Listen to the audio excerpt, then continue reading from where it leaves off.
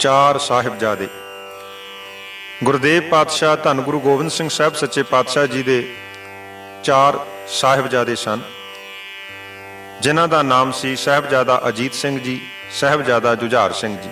इन्हां नूं सिख कौम, सिख पंथ वड्डे साहिबजादे कह के सत्कारदा है। साहिबजादा जोरावर सिंह जी, साहिबजादा फतेह सिंह जी सतगुरु जी दे छोटे लाडले सन, जिन्हां नूं छोटे साहिबजादे कह के सत्कार दिता जाता है। साहिबजादा अजीत सिंह जी। साहिबजादा अजीत सिंह बचपन तो ही बड़े जहीन, गुरबाणी नाल सरशार अते फुर्तीले सन।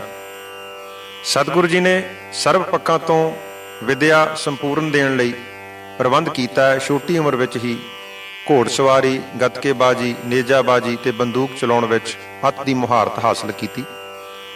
23 मई 1699 ਨੂੰ 100 ਸਿੰਘਾਂ ਦੇ ਜਥੇ ਦੀ ਕਮਾਨ ਕਰਦੇ ਹੋਏ ਨੇੜਲੇ ਪਿੰਡ ਰੰਗੜਾਂ ਦੀ ਚੰਗੀ ਤਰ੍ਹਾਂ ਭੁਗਤ ਸਵਾਰੀ, ਕਿਉਂਕਿ ਇਹਨਾਂ ਇੱਕ ਵਾਰ ਆਨੰਦਪੁਰ ਸਾਹਿਬ ਵੱਲ ਆ ਰਹੀ ਪੋਠੋਹਾਰ ਦੀ ਸੰਗਤ ਨੂੰ ਲੁੱਟ ਲਿਆ ਸੀ। 15 ਮਾਰਚ 1700 ਨੂੰ ਬਜ਼ਰੂਗ ਪਿੰਡ ਦੇ ਗੁਰਾ ਤੇ ਰੰਗੜਾਂ ਤੇ ਹਮਲਾ ਕੀਤਾ, ਜਿਨ੍ਹਾਂ ਇੱਕ ਵਾਰ ਦੜਪ ਦੀ ਸੰਗਤ ਨੂੰ ਲੁੱਟ ਲਿਆ। 29 ਅਗਸਤ 1700 ਨੂੰ ਤਾਰਾਗੜ੍ਹ ਕਿਲੇ ਤੇ ਪਹਾੜੀ ਰਾਜਿਆਂ ਹਮਲਾ ਕੀਤਾ, ਤਾਂ ਇਸ ਸਮੇਂ ਵੀ ਸਾਹਿਬਜ਼ਾਦਾ ਅਜੀਤ ਸਿੰਘ ਦੀ ਕਮਾਂਡ ਹੇਠ ਸਿੰਘਾਂ ਨੇ ਬੜੀ ਬਹਾਦਰੀ ਨਾਲ ਇਹਨਾਂ ਪਹਾੜੀ ਰਾਜਿਆਂ ਦਾ ਹਮਲਾ ਪਛਾੜਿਆ। ਇਸੇ ਤਰ੍ਹਾਂ ਅਕਤੂਬਰ 1700 ਨੂੰ ਦੁਬਾਰਾ ਪਹਾੜੀ ਫੌਜਾਂ ਨੇ ਨਿਰਮੋਹਗੜ੍ਹ ਕਿਲੇ ਤੇ ਹਮਲਾ ਕੀਤਾ ਤੇ ਸਾਹਿਬਜ਼ਾਦਾ ਅਜੀਤ ਸਿੰਘ ਜੀ ਨੇ ਮੋਹਰੀ ਹੋ ਕੇ ਬੜੀ ਬਹਾਦਰੀ ਨਾਲ ਯੰਗ ਕੀਤਾ ਅਤੇ ਅਨੇਕਾਂ ਪਹਾੜੀਆਂ ਨੂੰ ਮੌਤ ਦੇ ਘਾਟ ਉਤਾਰਿਆ। ਇੱਕ ਵਾਰ ਬ੍ਰਾਹਮਣ ਤਵਾਰਕਾ ਦਾਸ ਦੀ ਪਤਨੀ ਨੂੰ ਬਸੀ ਕਲਾਂ ਦਾ ਹਾਕਮ ਚੁੱਕ ਕੇ ਲੈ ਗਿਆ।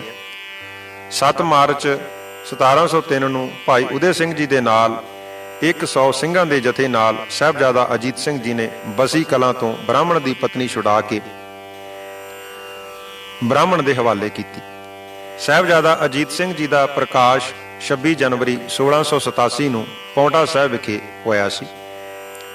ਸਾਹਿਬਜ਼ਾਦਾ ਅਜੀਤ ਸਿੰਘ ਜੀ ਨੇ ਆਪਣੀ ਉਮਰ ਦਾ ਬਹੁਤਾ ਸਮਾਂ ਸ੍ਰੀ ਅਨੰਦਪੁਰ ਸਾਹਿਬ ਦੀ ਧਰਤੀ ਤੇ ਗੁਜ਼ਾਰਿਆ। ਮਈ 1705 ਵਿੱਚ ਜਦੋਂ ਅਨੰਦਪੁਰ ਸਾਹਿਬ ਨੂੰ ਪਹਾੜੀ ਅਤੇ ਮੁਗਲ ਫੌਜਾਂ ਨੇ ਘੇਰਾ ਪਾਇਆ, ਤਾਂ ਉਦੋਂ ਵੀ ਆਪ ਜੀ ਸਤਿਗੁਰੂ ਗੁਰੂ ਗੋਬਿੰਦ ਸਿੰਘ ਸਾਹਿਬ ਪਾਤਸ਼ਾਹ ਜੀ ਦੇ ਨਾਲ ਉੱਥੇ ਹੀ ਸਨ। ਦੋਵੇਂ ਵੱਡੇ ਸਾਹਿਬਜ਼ਾਦੇ ਅਨੰਦਪੁਰ ਸਾਹਿਬ ਛੱਡਣ ਸਮੇਂ ਕਲਗੀਧਰ ਪਿਤਾ ਜੀ ਦੇ ਨਾਲ ਗਏ। ਜਦੋਂ ਚਮਕੌਰ ਦੀ ਗੜ੍ਹੀ ਵਿੱਚ 40 ਸਿੰਘਾਂ ਨੇ ਸਿੰਘ ਗਰਜ ਨਾਲ ਮੈਦਾਨੇ ਜੰਗ ਵਿੱਚ ਜਾ ਕੇ ਜੋ ਜੰਗੀ ਕਰਤੱਵ ਦਿਖਾਏ ਅਤੇ ਵੈਰੀਆਂ ਨੂੰ ਮਾਰ ਮੁਕਾਇਆ, ਤਾਂ ਸਾਰੇ ਦੁਸ਼ਮਣ ਖੁਦਾ ਖੁਦਾ ਅਲਾਪਣ ਲੱਗੇ। ਗੁਰੂ ਸੋਭਾ ਦਾ ਕਰਤਾ ਇਸ ਦਾ ਜ਼ਿਕਰ ਕਰਦਾ ਹੈ ਕਿ ਲੇਤ ਪਰੋਏ ਪਠਾਨ ਕੋ ਸਭ ਹਨ ਸਾਂਗ ਖਲਾਏ, ਦੇਖਤ ਹੀ ਸਭ ਕਰਤ ਹੈ ਅਰੇ ਖੁਦਾਏ ਖੁਦਾਏ, ਟੂਟ ਕੈ ਸਾਂਗ ਦੋਏ ਟੂਕ ਹੋਏ ਭੋਏ ਭਰੀ, ਰਾਹੀ ਤਰਵਾਰ ਦਲ ਬਹੁ ਮਾਰੇ, ਏਕ ਕੇ ਸੀਸ ਧਰ ਦੋਏ ਟੁਕਰੇ ਕਰੈ, ਦੋਏ ਕੇ ਸੀਸ ਧਰ ਕਰਤ ਚਾਰੇ, ਭਾਂਤ ਦਰਿਆਓ ਮੈਂ ਪਰੇ ਸਾਰੇ। ਸ਼ਹੀਦੀ ਸਮੇਂ ਸਾਹਿਬਜ਼ਾਦਾ ਅਜੀਤ ਸਿੰਘ ਜੀ ਦੀ ਕੁੱਲ ਉਮਰ 18 ਸਾਲ 11 ਮਹੀਨੇ 19 ਦਿਨ ਦੀ ਸੀ। ਸਤਿਗੁਰੂ ਗੁਰੂ ਗੋਬਿੰਦ ਸਿੰਘ ਸਾਹਿਬ ਜੀ ਦੇ ਦੂਸਰੇ ਸਾਹਿਬਜ਼ਾਦੇ, ਜਿਨ੍ਹਾਂ ਦਾ ਨਾਮ ਸਾਹਿਬਜ਼ਾਦਾ ਜੁਝਾਰ ਸਿੰਘ ਜੀ ਸੀ। ਸਾਹਿਬਜ਼ਾਦਾ ਜੁਝਾਰ ਸਿੰਘ ਜੀ ਦਾ ਜਨਮ 14 ਮਾਰਚ 1691 ਨੂੰ ਆਨੰਦਪੁਰ ਸਾਹਿਬ ਵਿਖੇ ਹੋਇਆ। ਬਚਪਨ ਤੋਂ ਹੀ ਆਪ ਜੀ ਬੜੇ ਬੁੱਧੀਮਾਨ, ਗੁਰਬਾਣੀ ਦੇ ਗਿਆਤਾ, ਘੋੜਸਵਾਰ ਅਤੇ ਤੇਗਬਾਜ਼ੀ ਵਿੱਚ ਨਿਪੁੰਨ ਸਨ। ਜਦੋਂ ਗੁਰੂ ਸਾਹਿਬ ਜੀ ਨੇ ਅਨੰਦਪੁਰ ਸਾਹਿਬ ਤਿਆਗਿਆ, ਤਾਂ ਆਪ ਵੀ ਨਾਲ ਹੀ ਹਮਸਫਰ ਸਨ। ਚਮਕੌਰ ਦੀ ਜੰਗ ਸਮੇਂ ਗੜ੍ਹੀ ਵਿੱਚੋਂ ਨਿਕਲ ਕੇ ਜੈਕਾਰੇ ਛੱਡਦੇ ਸਨਮੁਖ ਹੋ ਕੇ ਆਮੋ ਸਾਹਮਣੇ ਲੜਾਈ ਲੜੀ, ਬਹੁਤ ਸਾਰੇ ਦੁਸ਼ਮਣ ਸਿਪਾਹੀਆਂ ਨੂੰ ਮਾਰਿਆ ਤੇ ਆਪ ਵੀ ਸ਼ਹੀਦੀ ਪ੍ਰਾਪਤ ਕੀਤੀ। ਗੁਰੂ ਸੋਭਾ ਵਿੱਚ ਆਪ ਜੀ ਦੇ ਸ਼ਹੀਦੀ ਦੇ ਪ੍ਰਤਾਏ ਆਉਂਦਾ ਹੈ ਕਿ ਚਹੂੰ ਔਰ ਦਲ ਦੇਖ ਕੇ ਨਿਕਟ ਪਹੁੰਚੇ ਆਏ, ਤੇਵ ਨੇਜ਼ਾ ਕਰ ਮੈਂ ਲਿਓ, ਨਿਮਕ ਮਿਲਮ ਨਹੀਂ ਲਾਏ। ਇਸ ਜੰਗ ਦੇ ਸ਼ੁਰੂ ਹੋਣ ਤੋਂ ਪਹਿਲਾਂ ਸਤਿਗੁਰੂ ਗੁਰੂ ਗੋਬਿੰਦ ਸਿੰਘ ਜੀ ਨੇ ਦੋਵਾਂ ਸਾਹਿਬਜ਼ਾਦਿਆਂ ਨੂੰ ਸ਼ਹੀਦੀ ਪਰੰਪਰਾ ਤੋਂ ਇੰਜ ਜਾਣੂ ਕਰਵਾਇਆ, ਜਿਸ ਦਾ ਜ਼ਿਕਰ ਗੁਰਬਿਲਾਸ ਪਾਤਸ਼ਾਹੀ 10ਵੀਂ ਵਿੱਚ ਆਉਂਦਾ ਹੈ ਕਿ हे ਸੁਤ ਤੁਮ ਹਮਕੋ ਹੋ ਪਿਆਰੇ, हे ਸੁਤ ਤੁਮ ਹਮਕੋ ਹੋ ਪਿਆਰੇ, ਤੁਰਕ ਨਾਸ ਹਿਤ ਤੁਮ ਤਨ ਧਾਰੇ, ਜੇ ਆਪਣੇ ਸਿਰ ਰਨਮੇ ਲਾਗੇ, ਤਾਂ ਕਰ ਨਾਸ਼ ਮਲੇਸ਼ ਸੁਭਾਗੇ, ਤੇ ਯਾ ਸਮ ਸਮਾ ਨ ਕੋਈ, ਤੁਮ ਦੋਹੋਂ ਸੰਘਰ ਪਲ ਜੋਈ। ਸਿਖਰ ਦੁਪਹਿਰੇ ਚਮਕੌਰ ਦੀ ਗੜ੍ਹੀ ਦੀ ਲੜਾਈ ਸ਼ੁਰੂ ਹੋਈ। ਇਹ ਲੜਾਈ ਸੂਰਜ ਅਲੋਪ ਹੋਣ ਤੱਕ ਜਾਰੀ ਰਹੀ। ਇਸ ਜੰਗ ਦਾ ਜ਼ਿਕਰ ਗੁਰੂ ਸਾਹਿਬ ਜੀ ਨੇ ਜਫਰਨਾਮੇ ਵਿੱਚ ਵੀ ਕੀਤਾ ਹੈ ਕਿ ਚਿਰਾਗ ਜਹਾਂ ਚੂੰ ਸ਼ੁੱਧ ਬੁਰਕਾ ਪੇਸ਼, ਸ਼ਾਹੇ ਸਭ ਬਗਾਮ ਦਹਿਮਾ ਜਲਵਾ ਜੋਸ਼। ਭੱਟ ਵਹੀ ਮੁਲਤਾਨੀ ਸਿੰਧੀ ਵਿੱਚ ਇਸ ਲੜਾਈ ਦੀ ਤਫਸੀਲ ਵੀ ਮਿਲਦੀ ਹੈ ਕਿ ਜੁਝਾਰ ਸਿੰਘ ਬੇਟਾ ਗੁਰੂ ਗੋਬਿੰਦ ਸਿੰਘ ਜੀ ਮਹਿਲ ਦਸਵੇਂ ਕਾ ਸੰਮਤ 1762 ਪੋਖ ਮਾਸੇ ਸੁਦੀ ਤੀਕ ਵੀਰਵਾਰ ਦੇਹੋਂ ਮੁਕਾਮ ਚਮਕੌਰ ਪਰਗਣਾ ਰੋਪੜ ਤੁਰਕ ਫੌਜ ਗੈਲ ਸਾਮੇ ਮਾਤੇ ਜੂਝ ਕੇ ਸ਼ਹਾਦਤਾਂ ਪਾਏ ਗਿਆ, ਆਗੇ ਗੁਰੂ ਕੀ ਗਤ ਗੁਰੂ ਜਾਣੇ। ਬੰਸਾਵਲੀ ਨਾਮਾ ਦਸਾਂ ਪਾਤਸ਼ਾਹੀਆਂ ਕਾ ਦਾ ਕਰਤਾ ਲਿਖਦਾ ਹੈ ਕਿ ਜੁਝਾਰ ਸਿੰਘ ਜੀ ਨਾਲ ਪੰਜੀ ਸਿੰਘ ਮੈਦਾਨੇ ਜੰਗ ਵਿੱਚ ਨਾਲ ਗਏ। ਜੁਝਾਰ ਸਿੰਘ ਜੀ ਪੰਜੀ ਸਿੰਘ ਨਾਲ ਲੈ ਆਏ, ਹੱਛੇ ਲੜੇ, ਤੁਰਕ ਰਾਜੇ ਮਾਰ ਹਟਾਏ। ਸ਼ਾਮ ਤੱਕ ਲੜਾਈ ਵਿੱਚੋਂ ਕੇਵਲ 5 ਸਿੰਘ ਹੀ ਬਚੇ। ਰਾਤ ਸਮੇਂ ਗੁਰੂ ਸਾਹਿਬ ਗੜੀ ਚੋਂ 3 ਸਿੰਘਾਂ ਨਾਲ ਨਿਕਲ ਗਏ ਪੰਥ ਖਾਲਸਾ ਦਾ ਹੁਕਮ ਮੰਨ ਕੇ। 2 ਸਿੰਘ 8 ਦਸੰਬਰ 1705 ਦੀ ਸਵੇਰ ਨੂੰ ਲੜਦੇ ਸ਼ਹੀਦੀ ਪਾ ਗਏ। ਅਹਿਕਾਮੇ ਆਲਮਗੀਰੀ ਦੇ ਸਫਾ 11 ਤੇ ਮਿਰਜ਼ਾ ਇਨਾਇਤ ਉਲਾ ਖਾਂ ਇਸਮੀ ਨੇ ਵੀ ਇਸ ਦਾ ਜ਼ਿਕਰ ਕੀਤਾ ਹੈ ਕਿ ਸਾਹਿਬਜ਼ਾਦਾ ਅਜੀਤ ਸਿੰਘ ਜੁਝਾਰ ਸਿੰਘ ਜੀ ਦੀ ਸ਼ਹੀਦੀ ਸਮੇਂ ਕੁੱਲ ਉਮਰ 14 ਸਾਲ 9 ਮਹੀਨੇ 7 ਦਿਨ ਦੀ ਸੀ। ਧੰਨ ਗੁਰਦੇਵ ਪਾਤਸ਼ਾਹ ਜੀ ਦੇ ਛੋਟੇ ਸਾਹਿਬਜ਼ਾਦਿਆਂ ਵਿੱਚੋਂ ਸਾਹਿਬਜ਼ਾਦਾ ਜੋਰਾਵਰ ਸਿੰਘ ਜੀ। ਸਾਹਿਬਜ਼ਾਦਾ ਜੋਰਾਵਰ ਸਿੰਘ ਜੀ ਦਾ ਪ੍ਰਕਾਸ਼ 17 ਦਸੰਬਰ 1696 ਨੂੰ ਧੰਨ ਗੁਰੂ ਗੋਬਿੰਦ ਸਿੰਘ ਸਾਹਿਬ ਪਾਤਸ਼ਾਹ ਜੀ ਦੇ ਗ੍ਰਹਿ ਵਿਖੇ ਅਨੰਦਪੁਰ ਸਾਹਿਬ ਵਿਖੇ ਹੀ ਹੋਇਆ। ਛੋਟੀ ਉਮਰ ਤੋਂ ਹੀ ਉਹਨਾਂ ਦਾ ਹਿਰਦਾ ਸਿੱਖੀ ਵਿੱਚ ਪਰਪੱਕ ਸੀ। ਜਦੋਂ ਗੁਰੂ ਸਾਹਿਬ ਨੇ 5-6 ਦਸੰਬਰ 1705 ਨੂੰ ਅਨੰਦਪੁਰ ਸਾਹਿਬ ਛੱਡਣ ਦਾ ਫੈਸਲਾ ਕੀਤਾ ਤਾਂ ਇਹ ਵੀ ਉਹਨਾਂ ਦੇ ਨਾਲ ਸਨ। ਸਾਹਿਬਜ਼ਾਦਾ ਜੋਰਾਵਰ ਸਿੰਘ ਜੀ ਅਤੇ ਸਾਹਿਬਜ਼ਾਦਾ ਫਤਿਹ ਸਿੰਘ ਜੀ ਨੇ ਸ਼ੂਕ ਦੀ ਸਰਸਾ ਨਦੀ ਆਪਣੀ ਦਾਦੀ ਮਾਤਾ ਗੁਜਰੀ ਜੀ ਦੇ ਨਾਲ ਪਾਰ ਕੀਤੀ ਅਤੇ ਇਹ ਬਾਕੀ ਕਾਫਲੇ ਨਾਲੋਂ ਵਿਛੜ ਗਏ। ਅੱਲਾ ਯਾਰ ਖਾਂ ਜੋਗੀ ਲਿਖਦਾ ਹੈ ਕਿ ਲਖਤੇ ਜ਼ਿਗਰ ਹਜ਼ੂਰ ਕੇ ਜਿਸ ਦਮ ਵਿਛੜ ਗਏ, ਪਾਉ ਬਹੀ ਵਫੂਹੇ ਮੁਹੱਬਤ ਸੇ ਗੜ ਗਏ, ਜ਼ੋਰਾਵਰ ਔ ਫਤਿਹ ਕਾ ਇਸ ਦਮ ਬਿਆਨ ਸੁਨੋ, ਪਹੁੰਚੇ ਵਿਛੜ ਕੇ ਹਾਏ ਕਹਾਂ ਸੇ ਕਹਾਂ ਸੁਨੋ। ਸਰਸਾ ਨਦੀ ਦੇ ਕੰਢੇ ਜੋ ਉਦੇ ਸਿੰਘ ਦੇ ਜਥੇ ਨੇ ਵੈਰੀਆਂ ਨਾਲ ਲੜਾਈ ਲੜੀ, ਉਸ ਦਾ ਜ਼ਿਕਰ ਗੁਰੂ ਸਾਹਿਬ ਨੇ ਆਪ ਕੀਤਾ ਹੈ। ਸ਼ਾਹੀ ਟਿੱਬੀ ਆਨ ਕੈ ਖੜੇ ਤਏ ਤਿਹ ਥਾਨ, ਰਾਜਾ ਅਰ ਤੁਰਕਾਨ ਸਭ ਨਿਕਟ ਪਹੁੰਚੇ ਆਨ, ਉਹਦੇ ਸਿੰਘ ਲਲਕਾਰ ਕੇ ਖੁਸ਼ੀ ਕਰੀ ਕਰਤਾਰ, ਸਫਲ ਜਨਮ ਇਹ ਭਾਂਤ ਕਹਿ ਦੂਤਨ ਕਰੋ ਸੰਘਾਰ। ਮਾਤਾ ਗੁਜਰੀ ਜੀ ਤੇ ਛੋਟੇ ਸਾਹਿਬਜ਼ਾਦਿਆਂ ਨੂੰ ਉਹਨਾਂ ਦਾ ਰਸੋਈਆ ਗੰਗੂ ਬ੍ਰਾਹਮਣ ਆਪਣੇ ਨਾਲ ਪਿੰਡ ਖੇੜੀ ਜੋ ਮੋਰਿੰਡੇ ਦੇ ਨੇੜੇ ਸੀ ਲੈ ਗਿਆ। ਉਸ ਨੇ ਇਹਨਾਂ ਗੁਰੂ ਕੇ ਸਾਹਿਬਜ਼ਾਦਿਆਂ ਤੇ ਮਾਤਾ ਗੁਜਰੀ ਜੀ ਨੂੰ ਆਪਣੇ ਘਰ ਵਿੱਚ ਸ਼ਰਨ ਦਿੱਤੀ। ਸਵੇਰ ਹੁੰਦਿਆਂ ਹੀ ਗੰਗੂ ਨੇ ਮਾਤਾ ਗੁਜਰੀ ਜੀ ਤੇ ਛੋਟੇ ਸਾਹਿਬਜ਼ਾਦਿਆਂ ਨੂੰ ਮਾਇਆ ਦੇ ਲਾਲਚ ਵਿੱਚ ਗ੍ਰਿਫਤਾਰ ਕਰਾ ਕੇ ਸੂਬੇਦਾਰ ਵਜ਼ੀਰ ਖਾਂ ਸਰਹੰਦ ਦੇ ਹਵਾਲੇ ਕਰ ਦਿੱਤਾ ਅਤੇ ਇਹਨਾਂ ਸਾਹਿਬਜ਼ਾਦਿਆਂ ਤੇ ਮਾਤਾ ਗੁਜਰੀ ਜੀ ਨੂੰ ਕੈਦੀ ਬਣਾ ਕੇ ਠੰਡੇ ਬੁਰਜ ਵਿੱਚ ਰੱਖਿਆ ਗਿਆ, ਕੈਦ ਕੀਤਾ ਗਿਆ। ਨਵਾਬ ਵਜ਼ੀਰ ਖਾਂ ਪਾਸ ਪਕੜੇ ਗਏ, ਸਿਰੰਦੀ ਜਾਏ ਦਾਦੀ ਪੋਤਰੇ ਤਿੰਨੇ ਕੈਦ ਪਏ। ਇਹ ਪੁਰਾਤਨ ਹਵਾਲਿਆਂ ਵਿੱਚੋਂ ਆਉਂਦਾ ਹੈ। ਰਾਤ ਗੁਜਰੀ। ਦੂਜੇ ਦਿਨ ਸੂਬੇਦਾਰ ਦੇ ਸਿਪਾਹੀ ਸਾਹਿਬਜ਼ਾਦਿਆਂ ਨੂੰ ਕਚਹਿਰੀ ਵਿੱਚ ਪੇਸ਼ ਕਰਨ ਲਈ ਲੈ ਗਏ। ਜਦੋਂ ਸਾਹਿਬਜ਼ਾਦੇ ਕਚਹਿਰੀ ਵਿੱਚ ਪੇਸ਼ ਹੋਏ ਤਾਂ ਇਹਨਾਂ ਨੇ ਗੱਜ ਕੇ ਵਾਹਿਗੁਰੂ ਜੀ ਕਾ ਖਾਲਸਾ ਵਾਹਿਗੁਰੂ ਜੀ ਕੀ ਫਤਿਹ ਬੁਲਾਈ। ਪਹਿਲਾਂ ਇਹਨਾਂ ਦੋਵੇਂ ਛੋਟੇ ਮਾਸੂਮ ਬੱਚਿਆਂ ਨੂੰ ਵਾਅਦੇ ਦੇ ਕੇ ਅਤੇ ਵਰਗਲਾ ਕੇ ਮੁਸਲਮਾਨ ਧਰਮ ਕਬੂਲ ਕਰਨ ਦੀ ਪੇਸ਼ਕਸ਼ ਕੀਤੀ। ਜਦੋਂ ਸਾਹਿਬਜ਼ਾਦਿਆਂ ਨੇ ਉਹਨਾਂ ਦੀਆਂ ਗੱਲਾਂ ਨੂੰ ਮੰਨਣ ਤੋਂ ਸਾਫ਼ ਇਨਕਾਰ ਕਰ ਦਿੱਤਾ, ਫਿਰ ਤਸੀਹੇ ਅਤੇ ਧਮਕੀਆਂ ਦੇਣ ਦੇ ਹੱਥ ਕੰਡੇ ਅਪਣਾਏ। ਮਲੇਰਕੋਟਲੇ ਦਾ ਨਵਾਬ ਸ਼ੇਰ ਮੁਹੰਮਦ ਖਾਂ ਇਹਨਾਂ ਮਾਸੂਮ ਬੱਚਿਆਂ ਨੂੰ ਸ਼ਹੀਦ ਕਰਨ ਦੇ ਹੱਕ ਵਿੱਚ ਨਹੀਂ ਸੀ। ਉਸ ਨੇ ਸੂਬੇਦਾਰ ਵਜ਼ੀਰ ਖਾਂ ਨੂੰ ਇਸ ਕੁਕਰਮ ਤੋਂ ਵਰਜਣਾ ਕੀਤਾ।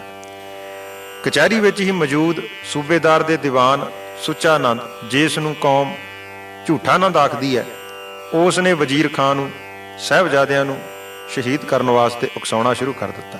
ਬੰਸਾਵਲੀ ਨਾਮੇ ਵਿੱਚ ਜ਼ਿਕਰ ਆਉਂਦਾ ਹੈ ਕਿ ਨਵਾਬ ਵਜ਼ੀਰ ਖਾਂ ਸੋ ਛੱਡਣੇ ਲਾਏ। ਜਦੋਂ ਮਲੇਰਕੋਟਲੇ ਦੇ ਨਵਾਬ ਨੇ ਵਜ਼ੀਰ ਖਾਂ ਨੂੰ ਆਖਿਆ ਕਿ ਜੇ ਬਦਲਾ ਲੈਣਾ ਹੈ ਤੇ ਇਹਨਾਂ ਦੇ ਪਿਤਾ ਤੋਂ ਲੈ, ਬੱਚਿਆਂ ਨੇ ਤੇਰਾ ਕੀ ਗਵਾਇਆ। ਉਸ ਵੇਲੇ ਵਜ਼ੀਰ ਖਾਂ ਦਾ ਮਨ ਇਹਨਾਂ ਨੂੰ ਛੱਡਣ ਲਈ ਤਿਆਰ ਹੋਣਾ ਸ਼ੁਰੂ ਹੋਇਆ। ਪਰ ਨਵਾਬ ਵਜ਼ੀਰ ਖਾਂ ਸੋ ਛੱਡਣੇ ਲਾਏ, ਸੁੱਚੇ ਪੁਰੀ ਨੇ ਚੁਗਲੀ ਕਰ ਦੋਨੋਂ ਮਰਵਾਏ। ਬੰਸਾਵਲੀ ਨਾਮੇ ਦਾ ਬਚਨ ਹੈ। ਸੂਬੇਦਾਰ ਵਜ਼ੀਰ ਖਾਂ ਨੇ ਮਾਸੂਮ ਬੱਚਿਆਂ ਨੂੰ ਦੀਵਾਰ ਵਿੱਚ ਨੀਹਾਂ ਵਿੱਚ ਜਿੰਦਾ ਚੜਾਉਣ ਦਾ ਆਦੇਸ਼ ਦਿੱਤਾ।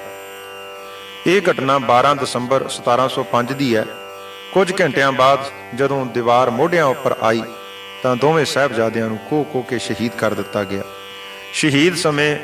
ਸ਼ਹੀਦੀ ਪ੍ਰਾਪਤ ਕਰਨ ਸਮੇਂ ਸਾਹਿਬਜ਼ਾਦਾ ਜ਼ੋਰਾਵਰ ਸਿੰਘ ਜੀ ਦੀ ਕੁੱਲ ਉਮਰ 9 ਸਾਲ 1 ਮਹੀਨਾ ਤੇ 5 ਦਿਨ ਦੀ ਸੀ। ਸਾਹਿਬਜ਼ਾਦਾ ਫਤਿਹ ਸਿੰਘ ਜੀ। ਸਾਹਿਬਜ਼ਾਦਾ ਫਤਿਹ ਸਿੰਘ ਜੀ ਧੰਨ ਗੁਰੂ ਗੋਬਿੰਦ ਸਿੰਘ ਸਾਹਿਬ ਜੀ ਦੇ ਸਭ ਤੋਂ ਛੋਟੇ ਲਾਡਲੇ ਸਨ। ਇਹਨਾਂ ਦਾ ਪ੍ਰਕਾਸ਼ ਵੀ 26 ਫਰਵਰੀ 1699 ਨੂੰ ਅਨੰਦਪੁਰ ਸਾਹਿਬ ਵਿਖੇ ਹੀ ਹੋਇਆ। ਮਾਤਾ ਜੀਤ ਕੌਰ ਜੀ ਦਾ ਅਕਾਲ ਚਲਾਣਾ 6 ਦਸੰਬਰ 1700 ਨੂੰ ਹੋਇਆ। ਉਸ ਸਮੇਂ ਬਾਬਾ ਫਤਿਹ ਸਿੰਘ ਜੀ ਦੀ ਆਯੂ ਕੇਵਲ 1 ਸਾਲ 10 ਮਹੀਨੇ ਸੀ। ਇਸ ਲਈ ਛੋਟੇ ਸਾਹਿਬਜ਼ਾਦਿਆਂ ਦੀ ਪਰਵਰਿਸ਼ ਦਾਦੀ ਮਾਂ ਮਾਤਾ ਗੁਜਰੀ ਜੀ ਨੇ ਬੜੀ ਪਿਆਰ ਨਾਲ ਪ੍ਰਵਾਨ ਚੜਾਈ। 5-6 ਦਸੰਬਰ 1705 ਨੂੰ ਮਾਤਾ ਗੁਜਰੀ ਜੀ ਅਤੇ ਵੱਡੇ ਵੀਰ ਜ਼ੋਰਾਵਰ ਸਿੰਘ ਜੀ ਵੀ ਕਿਲੇ ਚੋਂ ਬਾਹਰ ਇਕੱਠੇ ਨਿਕਲੇ। ਬਾਅਦ ਵਿੱਚ ਸਰਸਾ ਨਦੀ ਪਾਰ ਕਰਕੇ ਗੰਗੂ ਬ੍ਰਾਹਮਣ ਨੇ ਸਰਹੰਦ ਦੇ ਸੂਬੇਦਾਰ ਕੋਲ ਗ੍ਰਿਫਤਾਰ ਕਰਵਾ ਛੱਡੇ। ਮਾਤਾ ਗੁਜਰੀ ਜੀ ਤੋਂ ਵਿਦਾਇਗੀ ਲੈ ਕੇ ਜਦ ਛੋਟੇ ਦੋਨੇ ਸਾਹਿਬਜ਼ਾਦੇ ਬਾਬਾ ਜ਼ੋਰਾਵਰ ਸਿੰਘ ਜੀ ਤੇ ਬਾਬਾ ਫਤਿਹ ਸਿੰਘ ਜੀ ਕਚਹਿਰੀ ਵੱਲ ਜਾ ਰਹੇ ਸਨ ਤਾਂ ਕਵੀ ਅੱਲਾ ਯਾਰ ਖਾਂ ਜੋਗੀ ਨੇ ਉਸ ਸਮੇਂ ਦਾ ਬੜਾ ਕਰੁਣਾਮਈ ਦ੍ਰਿਸ਼ ਖਿੱਚਣਾ ਕੀਤਾ ਕਿ ਜਾਣੇ ਸੇ ਪਹਿਲੇ ਆਓ ਗਲੇ ਸੇ ਲਗਾ ਤੋ ਲੂੰ। ਦਾਦੀ ਜੀ ਆਖ ਰਹੇ ਨੇ कि पुत्रो जाने से पहले आओ गले से लगा तो लूं, केसों को कंघी करूं जरा दुल्हा तो लूं, प्यारे सरों पे नन्ही सी कलगी सजा तो लूं, मरने से पहले तुमको दुल्हा बनाता लूं। मासूम बच्चों ਨੂੰ बड़े लोभ लालच ਦਿੱਤੇ गए पर इन्हां हर तरह के तसीहे सह के शहादत का जामा प्राप्त किया। संसार की तवारीख विच अनोखी ਅਤੇ बेमिसाल ਇਹ शहादत ਆਪਣੇ ਦਾਦਾ ਗੁਰੂ ਤੇਗ ਬਹਾਦਰ ਸਾਹਿਬ ਅਤੇ ਪੜਦਾਦਾ ਗੁਰੂ ਹਰਗੋਬਿੰਦ ਸਾਹਿਬ ਦੇ ਮਨੋਭਾਵਾਂ ਧਰਮ ਦੀ ਵਿਚਾਰਧਾਰਾ ਉੱਪਰ ਚਟਾਨ ਵਾਂਗ ਖੜੇ ਹੋ ਕੇ ਪਹਿਰਾ ਦਿੱਤਾ ਅਤੇ ਜ਼ਾਲਮ ਹਾਕਮਾਂ ਦੇ ਮਨਸੂਬੇ ਚਕਨਾਚੂਰ ਕੀਤੇ।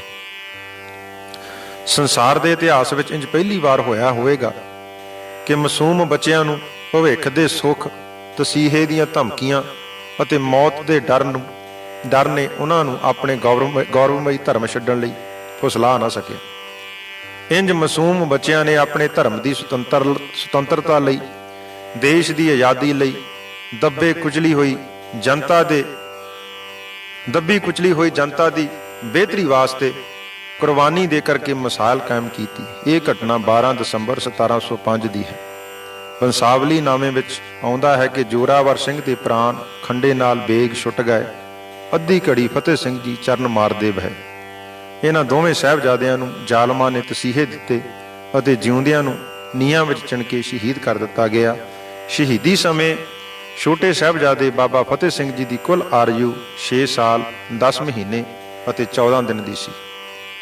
ਗੁਰੂ ਗੋਬਿੰਦ ਸਿੰਘ ਸਾਹਿਬ ਪਾਤਸ਼ਾਹ ਜੀ ਨੇ ਜਫਰਨਾਮੇ ਵਿੱਚ ਔਰੰਗਜ਼ੇਬ ਬਾਦਸ਼ਾਹ ਨੂੰ ਲਿਖਿਆ ਕਿ ਕੀ ਹੋਇਆ, ਤੂੰ ਮੇਰੇ 4 ਬੱਚੇ ਮਾਰ ਦਿੱਤੇ, ਪਰ ਅਜੇ ਕੁੰਡਲੀਦਾਰ ਨਾਗ ਰੂਪੀ ਖਾਲਸਾ ਮੇਰਾ ਪੁੱਤਰ ਉਂਝ ਦਾ ਉਂਝ ਹੈ।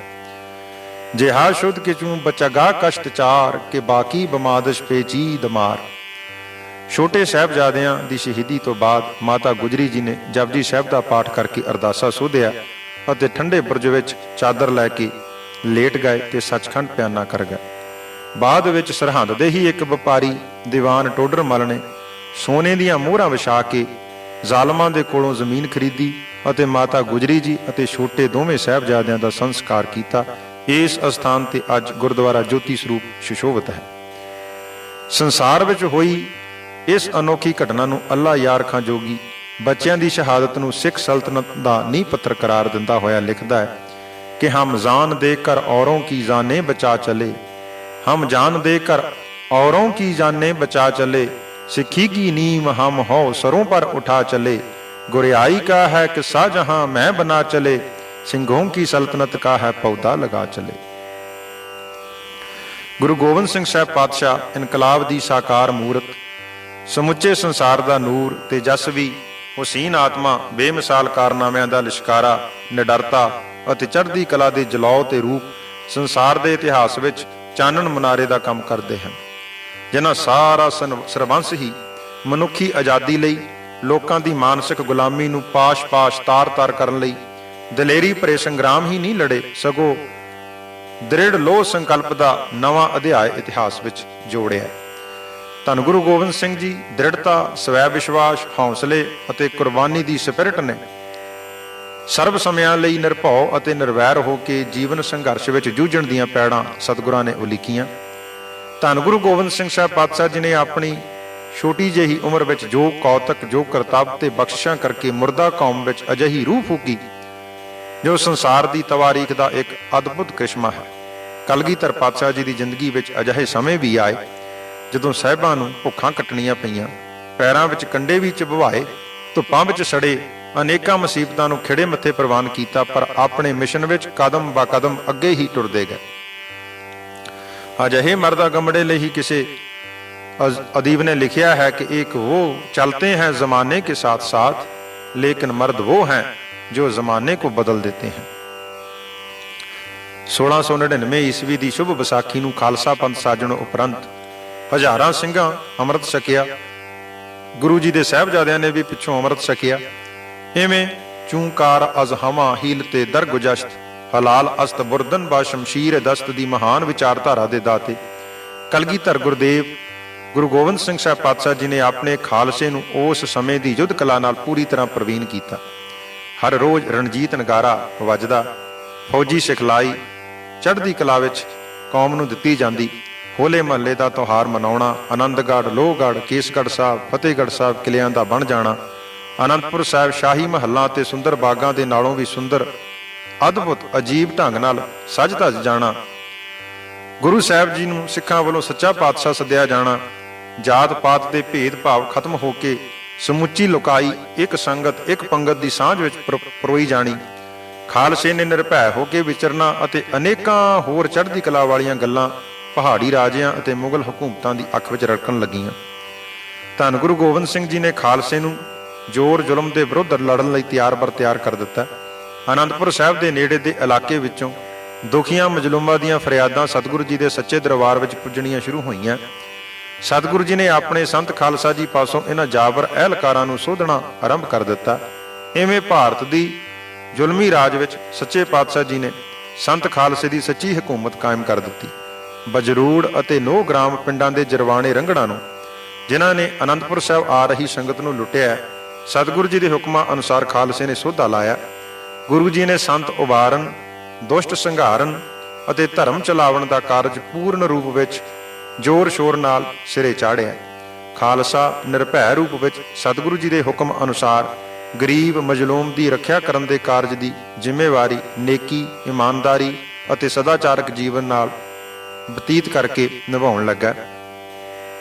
ਇੱਕ ਦਿਨ ਜ਼ਿਲ੍ਹਾ ਹੁਸ਼ਿਆਰਪੁਰ ਦੇ ਇੱਕ ਪਿੰਡ ਦੇ ਬ੍ਰਾਹਮਣ ਦੇਵਦਾਸ ਨੇ ਗੁਰਦੇਵ ਜੀ ਦੇ ਦਰਬਾਰ ਵਿੱਚ ਹਾਜ਼ਰ ਹੋ ਕੇ ਅਰਜ਼ੋਈ ਕੀਤੀ ਕਿ ਸਤਿਗੁਰੂ ਜੀ, ਮੈਂ ਆਪਣੀ ਨਵ ਵਿਆਹੀ ਪਤਨੀ ਸਮੇਤ ਆ ਰਿਹਾ ਸਾਂ ਕਿ ਬਸੀ ਦੇ ਪਠਾਨ ਜਾਬਰ ਖਾਂ ਨੇ ਮੇਰੀ ਪਤਨੀ ਮੱਲੋ ਮੱਲੀ ਖੋਹ ਲਈ ਅਤੇ ਮੈਨੂੰ ਬਹੁਤ ਕੁੱਟਿਆ ਮਾਰਿਆ। ਕਿਰਪਾ ਕਰਕੇ ਮੇਰੀ ਨਿਮਾਣੇ ਨਿਤਾਣੇ ਦੀ ਮਦਦ ਕਰੋ। ਸਤਿਗੁਰੂ ਜੀ ਨੇ ਬ੍ਰਾਹਮਣ ਦੀ ਬਿਨੋਂ ਸੁਣਨ ਉਪਰੰਤ ਸਾਹਿਬਜ਼ਾਦਾ ਅਜੀਤ ਸਿੰਘ ਜੀ ਦੀ ਕਮਾਨ ਹੇਠ 100 ਸਿੰਘਾਂ ਦਾ ਜਥਾ ਭੇਜਿਆ। ਸਾਹਿਬਜ਼ਾਦਾ ਅਜੀਤ ਸਿੰਘ ਅਤੇ ਸਿੰਘ ਮੰਜ਼ਲੋਂ ਮੰਜ਼ਲੀ ਬਸੀ ਪੁੱਜੇ। ਫੁਰਤੀ ਨਾਲ ਪਠਾਨ ਦੀ ਹਵੇਲੀ ਦਾ ਦਰਵਾਜ਼ਾ ਤੋੜ ਕੇ ਅੰਦਰ ਦਾਖਲ ਹੋਏ। ਲੜਾਈ ਤੋਂ ਬਾਅਦ ਸਿੰਘਾਂ ਨੇ ਝਟਪਟ ਲੁਕੇ ਹੋਏ ਜਾਬਰ ਖਾਂ ਨੂੰ ਪਕੜ ਲਿਆ। ਬ੍ਰਾਹਮਣ ਨੂੰ ਸਿੰਘ ਨਾਲ ਹੀ ਲੈ ਕੇ ਗਏ ਹੋਏ ਸਨ। ਉਸ ਨੇ ਤੁਰੰਤ ਦੋਸ਼ੀ ਜਾਬਰ ਖਾਂ ਨੂੰ ਪਛਾਣ ਲਿਆ। ਸਿੱਖਾਂ ਨੇ ਬ੍ਰਾਹਮਣੀ ਨੂੰ ਹਵੇਲੀ ਵਿੱਚੋਂ ਲੱਭ ਕੇ ਲਿਆਂਦਾ ਤੇ ਉਸ ਬ੍ਰਾਹਮਣ ਦੇ ਹਵਾਲੇ ਕੀਤਾ। ਉਹ ਬ੍ਰਾਹਮਣ ਆਪਣੀ ਬ੍ਰਾਹਮਣੀ ਨੂੰ ਨਾਲ ਲੈ ਕੇ ਸਿੰਘਾਂ ਦੇ ਜਥੇ ਨਾਲ ਆਨੰਦਪੁਰ ਸਾਹਿਬ ਆ ਗਿਆ।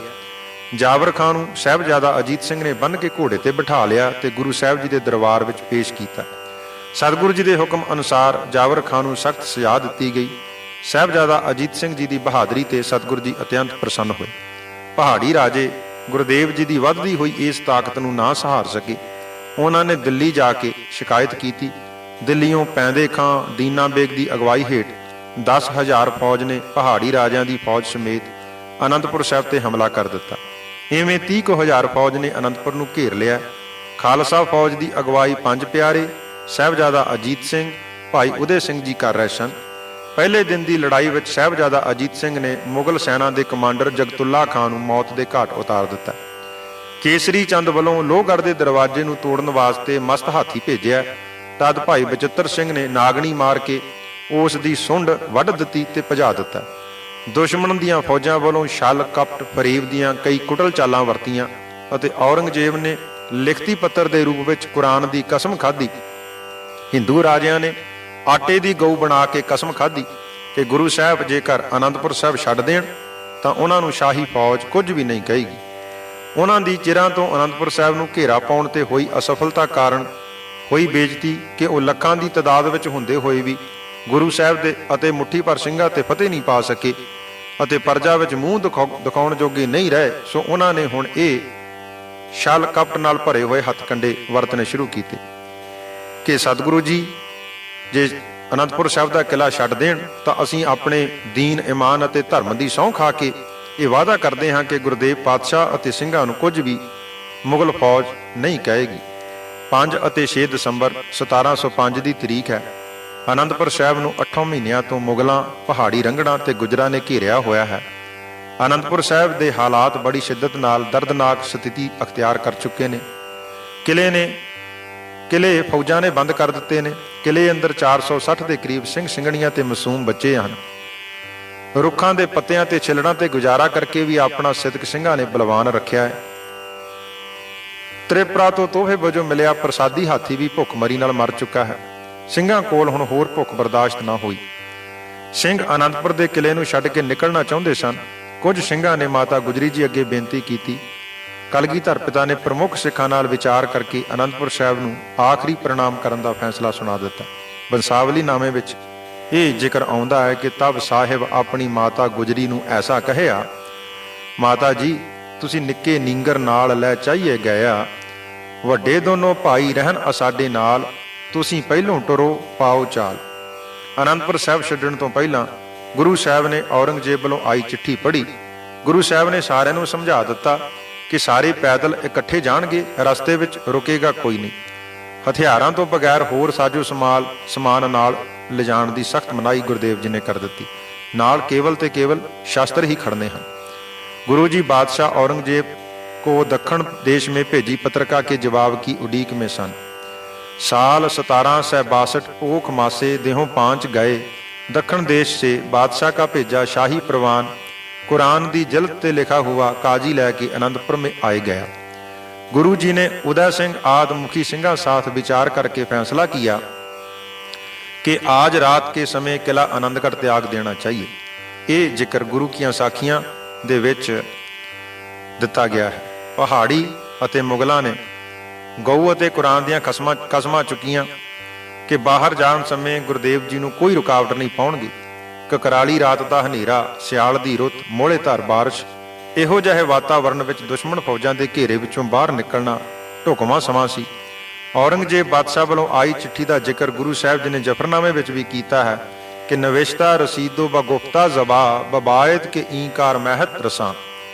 इस चिट्ठी का जिक्र श्री गुरप्रताप सूरज ग्रंथ विच भी आउंदा है कि जो कागत कर मैं लिख लै लिखियो पुन औरंग को लिखियो मंगायो लियो संभाल लेब मैं पायो सबको कहो तैयार हो जावो निकसो वहर भले मस पावो। एक पासे दुश्मन फौजां दी घेराबंदी, बिखड़े अते भयानक रस्ते, जंगल अते मोहले धर बारिश, कराली काली घुप हनेरी रात ते शूक दी सरसा नदी, दूजे पासे कलगियां वाले दी दृढ़ता, स्वै विश्वास, लोह संकल्प अते कुर्बानी नाल लट लट बलदे हौसलियां ने मुट्ठी भर सिंह ਸਿੰਘਣੀਆਂ ਅਤੇ ਮਾਸੂਮ ਬੱਚਿਆਂ ਵਿੱਚ ਚੜ੍ਹਦੀ ਕਲਾ ਦੀ ਰੂਹ ਫੂਕੀ। ਇਸ ਕਾਫਲੇ ਵਿੱਚ ਤਕਰੀਬਨ 460 ਸਿੰਘ, ਮਾਤਾ ਗੁਜਰੀ ਜੀ, 4 ਸਾਹਿਬਜ਼ਾਦੇ, ਬੀਬੀ ਭਿੱਖਾ ਤੇ ਸੁਭਿੱਖੀ ਸ਼ਾਮਲ ਸਨ। ਇਹਨਾਂ ਵਿੱਚੋਂ 40 ਸਿੰਘ ਅਜਿਹੇ ਸਨ ਜਿਨ੍ਹਾਂ ਗੁਰੂ ਸਾਹਿਬ ਦੇ ਅੰਗ ਸੰਗ ਰਹਿ ਕੇ ਜਾਨਾਂ ਵਾਰਨ ਦਾ ਹਲਫਨਾਮਾ ਲਿਆ ਸੀ। ਗੁਰੂ ਸਾਹਿਬ ਜੀ ਨੇ ਆਨੰਦਗੜ੍ਹ ਕਿਲਾ ਰਾਤ ਸਮੇਂ ਛੱਡ ਦਿੱਤਾ। ਅੱਲਾ यार खां जोगी लिखता है कि तारों की छांव किले से सतगुरु रवां हुए, कस के कमर सवार थे सारे जवां हुए, चारों पिसर हजूर के हमरा सवार थे, जोरावर और फतेह अजीत और जुझार थे। ये सारा काफला कीरतपुर साहब तक चुपचाप तुरदा गया। ਕੀਰਤਪੁਰ ਤੋਂ ਬਿਲਾਸਪੁਰ ਜਾਣ ਵਾਲਾ ਮੋੜ ਲੰਘ ਕੇ ਸਰਸਾ ਨਦੀ ਵੱਲ ਜਾ ਰਿਹਾ ਸੀ ਕਿ ਪਹਾੜੀਏ ਇਸ ਕਾਫਲੇ ਨੂੰ ਦੇਖ ਕੇ ਫੌਜਾਂ ਨੂੰ ਜਾ ਸੂਹ ਦਿੱਤੀ। ਸਿੱਖਾਂ ਨੂੰ ਪਹਾੜੀ ਫੌਜਾਂ ਦੇ ਮਗਰ ਆਉਣ ਦੀ ਇਤਲਾ ਝੱਖੀਆ ਪਿੰਡ ਕੋਲ ਆ ਕੇ ਮਿਲੀ। ਇਹ ਖਬਰ ਮਿਲਦਿਆਂ ਹੀ ਗੁਰੂ ਸਾਹਿਬ ਨੇ ਜਾਂਬਾਜ਼ ਸਿੰਘਾਂ ਨੂੰ ਖਾਸ ਪੋਜੀਸ਼ਨਾਂ ਲੈਣ ਵਾਸਤੇ ਹਦਾਇਤ ਕੀਤੀ। ਭਾਈ ਉਦੇ ਸਿੰਘ ਨੂੰ 50 ਸਿੰਘਾਂ ਦਾ ਜਥਾ ਦੇ ਕੇ ਸ਼ਾਹੀ ਟਿੱਬੀ ਤੇ ਮੋਰਚਾ ਲਾਉਣ ਲਈ ਹੁਕਮ ਕੀਤਾ। ਭਾਈ ਜੀਵਨ ਸਿੰਘ ਜੀ ਜੈਤਾ ਜੀ ਉਹਨਾਂ ਨੂੰ 100 ਸਿੰਘਾਂ ਦਾ ਜਥਾ ਦੇ ਕੇ ਝੱਖਿਆਂ ਪਿੰਡ ਦੇ ਲਾਗੇ ਸਰਸਾ ਨਦੀ ਦੇ ਕਿਨਾਰੇ ਮੋਰਚਾ ਲਾਉਣ ਦੀ ਹਦਾਇਤ ਗੁਰਦੇਵ ਜੀ ਨੇ ਕੀਤੀ। 100 ਸਿੱਖਾਂ ਦਾ ਤੀਜਾ ਜਥਾ ਭਾਈ ਬਚਿੱਤਰ ਸਿੰਘ ਜੀ ਦੀ ਕਮਾਨ ਹੇਠ ਰੋਪੜ ਤੋਂ ਆ ਰਹੀ ਨਵਾਬ ਸਰਹਿੰਦ ਦੀ ਫੌਜ ਨੂੰ ਰੋਕਣ ਲਈ ਤਾਇਨਾਤ ਕਰ ਦਿੱਤਾ। ਗੁਰੂ ਸਾਹਿਬ ਨੇ ਭਾਈ ਉਦੇ ਸਿੰਘ ਨੂੰ ਹਦਾਇਤ ਦਿੱਤੀ ਕਿ ਸਾਹਿਬਜ਼ਾਦਾ ਅਜੀਤ ਸਿੰਘ ਤੇ ਬਾਬਾ ਬੁੱਢਾ ਸਿੰਘ ਦੇ ਜਥੇ ਨੂੰ ਇਤਲਾਹ ਦੇਣੀ ਕਿ ਉਹ ਸਰਸਾ ਨਦੀ ਪਾਰ ਕਰਕੇ ਕੋਟਲਾ ਨਿਹੰਗ ਵਿੱਚ ਭਾਈ ਨਿਹੰਗ ਖਾਂ ਦੇ ਕਿਲੇ ਵਿੱਚ ਪੁੱਜ ਜਾਣ। ਇਸ ਸਮੇਂ ਦੌਰਾਨ ਮਾਤਾ ਗੁਜਰੀ ਜੀ ਅਤੇ ਛੋਟੇ ਸਾਹਿਬਜ਼ਾਦਿਆਂ ਨੂੰ ਗੰਗੂ ਰਸੋਈਆ ਆਪਣੇ ਪਿੰਡ ਖੇੜੀ ਲੈ ਗਿਆ। ਇਸ ਨਿਮਖ ਹਰਾਮ ਨੇ ਮਾਤਾ ਜੀ ਅਤੇ ਮਾਸੂਮ ਬੱਚਿਆਂ ਨੂੰ ਮਾਇਆ ਦੇ ਲਾਲਚ ਵਿੱਚ ਸਰਹੰਦ ਦੇ ਨਵਾਬ ਕੋਲ ਗ੍ਰਿਫਤਾਰ ਕਰਾ ਕੇ ਇਨਾਮ ਪ੍ਰਾਪਤ ਕੀਤਾ। ਇਸ ਗੰਗੂ ਦੀ ਵੰਸ਼ ਨੇ ਬਾਅਦ ਵਿੱਚ ਸਿੱਖਾਂ ਤੇ ਅਨੇਕਾਂ ਜ਼ੁਲਮ ਢਾਏ ਜੋ ਵੱਖਰੇ ਵਿਸਥਾਰ ਦਾ ਮਥਾਜ ਹੈ। ਗੁਰੂ ਸਾਹਿਬ ਅਤੇ ਸਿੰਘਾਂ ਨੇ ਸਰਸਾ ਨਦੀ ਦੇ ਹੜਿਆਲੇ ਪਾਣੀਆਂ ਨੂੰ ਪਾਰ ਕੀਤਾ। ਕੁਝ ਸਿੰਘ ਰੁੜ ਵੀ ਗਏ।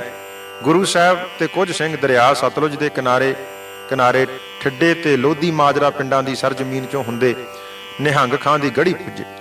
ਦੂਜੇ ਪਾਸੇ ਬਚਿੱਤਰ ਸਿੰਘ ਅਤੇ ਉਸ ਦੇ ਜਥੇ ਨੇ ਰੋਪੜ ਨੂੰ ਜਾਂਦਿਆਂ ਮਲਕਪੁਰ ਤੇ ਰੰਗੜਾਂ ਤੇ ਰੋਪੜ ਤੇ ਪਠਾਣਾ ਨਾਲ ਗਹਿ ਗੱਚ ਲੜਾਈ ਲੜੀ। ਇਸ ਵਿੱਚ ਭਾਈ ਬਚਿੱਤਰ ਸਿੰਘ ਬੁਰੀ ਤਰ੍ਹਾਂ ਜ਼ਖਮੀ ਹੋ ਗਏ।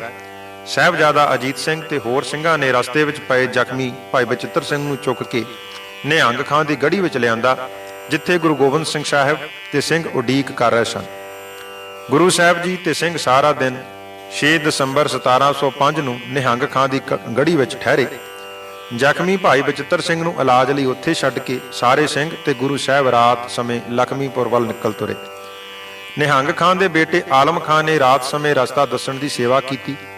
ਤੁਰਨ ਤੋਂ ਪਹਿਲਾਂ ਗੁਰੂ ਸਾਹਿਬ ਜੀ ਨੇ ਨਿਹੰਗ ਖਾਂ ਦੀ ਸੇਵਾ ਤੋਂ ਖੁਸ਼ ਹੋ ਕੇ ਉਸ ਨੂੰ ਇੱਕ ਕਟਾਰ ਤੇ ਢਾਲ ਬਖਸ਼ੀ।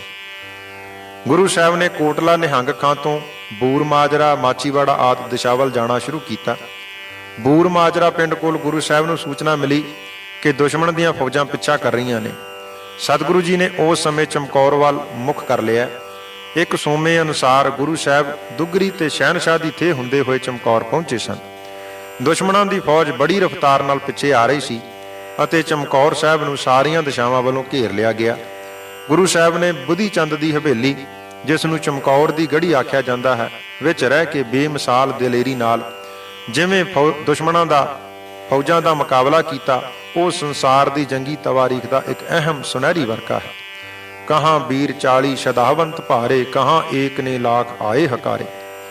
ਇੱਥੇ ਇਹ ਬਾਤ ਗੌਰ ਤਲਬ ਹੈ ਕਿ ਅਨੰਦਪੁਰ ਸਾਹਿਬ ਦੇ 40 ਮੁਕਤਿਆਂ ਵਿੱਚੋਂ ਚਮਕੌਰ ਪੁੱਜਣ ਤੱਕ 37 ਸਿੰਘ ਰਹਿ ਗਏ ਸਨ।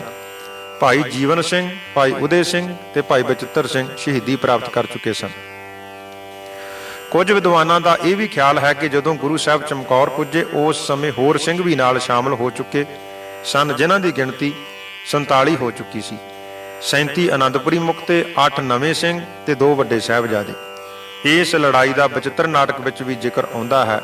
ਮਾਨੋ ਕਟਾ ਉਮੜੀ ਚਹੂੰ ਔਰ ਤੇ ਉਮੜ ਦਲ ਦੂਤ ਕੇ ਆਈ, ਘੇਰ ਲਿਏ ਚਮਕ ਔਰਾ ਸਭੇ ਸੋ ਰਹਿਓ, ਕਹੀ ਰਾਹ ਕੋ ਕਿਤ ਜਾਈ। ਚਾਰੇ ਦਿਸ਼ਾ ਢਲ ਆਨ ਪਰੇ, ਤਾਂ ਦੇਖਤ ਸਿੰਘ ਉੱਠੇ ਭਵਕਾਹੀ। ਸਾਹਿਬ ਸਿਉ ਤਬ ਲੇਤ ਖੁਸ਼ੀ, ਮਨ ਮੇ ਕਰ ਆਨੰਦ ਜੂਜਨ ਜਾਹੀ। ਚਮਕੌਰ ਦੀ ਗੜੀ ਵਿੱਚ ਮੁੱਠੀ ਭਰ ਸਿੰਘਾਂ ਨੇ ਅਤ ਬਹਾਦਰੀ ਨਾਲ ਜੰਗ ਲੜੀ, ਜਿਸ ਵਿੱਚ 37 ਸਿੰਘਾਂ ਸਮੇਤ 2 ਵੱਡੇ ਸਾਹਿਬਜ਼ਾਦਿਆਂ ਨੇ ਸ਼ਹੀਦੀ ਪ੍ਰਾਪਤ ਕੀਤੀ। ਚਮਕੌਰ ਦੇ ਸਾਕੇ ਤੇ ਵੱਡੇ ਸਾਹਿਬਜ਼ਾਦਿਆਂ ਦੀ ਸ਼ਹੀਦੀ ਨੂੰ ਥੋੜਾ ਵਿਸਥਾਰ ਵਿੱਚ ਇੱਥੇ ਆਪਾਂ ਵਾਚਦੇ ਹਾਂ। ਇਸੇ ਰਾਤ ਨੂੰ ਪਿੱਛੋਂ ਪਹਾੜੀ ਰਾਜਿਆਂ ਦੀ ਸੈਨਾ ਅਤੇ ਮੁਗਲ ਸੈਨਾ ਪੁੱਜੀ ਅਤੇ ਖਵਾਜਾ ਮਰਦੂਦ ਵੀ ਦਿੱਲੀੋਂ ਹੋਰ ਫੌਜੀ ਸਹਾਇਤਾ ਕੁਮਕ ਲੈ ਕੇ ਪਹੁੰਚ ਗਿਆ। ਰਾਤੋਂ ਰਾਤ 10 ਲੱਖ ਫੌਜ ਨੇ ਚਮਕੌਰ ਦੀ ਕੱਚੀ ਗੜੀ ਨੂੰ ਘੇਰਾ ਪਾ ਲਿਆ। ਸਤਿਗੁਰੂ ਜੀ ਨੇ 8 ਸਿੰਘ ਇੱਕ ਬਾਹੀ ਤੇ ਥਾਪ ਦਿੱਤੇ। ਭਾਈ ਦਇਆ ਸਿੰਘ, ਭਾਈ ਸੰਗਤ ਸਿੰਘ ਅਤੇ ਸਾਹਿਬਜ਼ਾਦੇ ਅਤੇ ਸਤਿਗੁਰੂ ਜੀ ਆਪ ਉੱਪਰਲੀ ਅਟਾਰੀ ਤੇ ਪੁੱਜ ਗਏ। ਭਾਈ ਮਦਨ ਸਿੰਘ, ਭਾਈ ਕਾਠਾ ਸਿੰਘ ਗੜੀ ਦੇ ਦਰਵਾਜ਼ੇ ਤੇ ਪਹਿਰੇਦਾਰ ਥਾਪੇ ਗਏ। ਡਿਊਟੀਆਂ ਲਾਉਣ ਉਪਰੰਤ ਖਾਲਸੇ ਨਾਲ ਸਤਿਗੁਰੂ ਜੀ ਨੇ ਵਿਚਾਰਾਂ ਕੀਤੀਆਂ। ਸਤਿਗੁਰੂ ਜੀ ਨੇ ਫਰਮਾਨ ਕੀਤਾ ਕਿ ਖਾਲਸਾ ਜੀ, ਜੇਕਰ 8 ਦਿਨ ਆਨੰਦਗੜ੍ਹ ਦੇ ਕਿਲੇ ਅੰਦਰ ਭੁੱਖ ਦਾ ਦੁੱਖ ਹੋਰ ਜਰ ਲੈਂਦੇ, ਤਦ ਅਕਾਲ ਪੁਰਖ ਜੀ ਦੇ ਭਾਣੇ ਅੰਦਰ ਹੋਰ ਖੇਡ ਵਾਪਰਦੀ, ਪਰ ਹਠ ਕਾਰਨ ਕਰਕੇ ਇਹ ਸਾਰਾ ਕੁਝ ਵਾਪਰਿਆ ਹੈ। ਪਰ ਖਾਲਸੇ ਨੂੰ ਹਰ ਸਮੇਂ ਜੰਗ ਯੁੱਧ ਵਿੱਚ ਚੜ੍ਹਦੀ ਕਲਾ ਵਿੱਚ ਰਹਿਣਾ ਚਾਹੀਦਾ ਹੈ।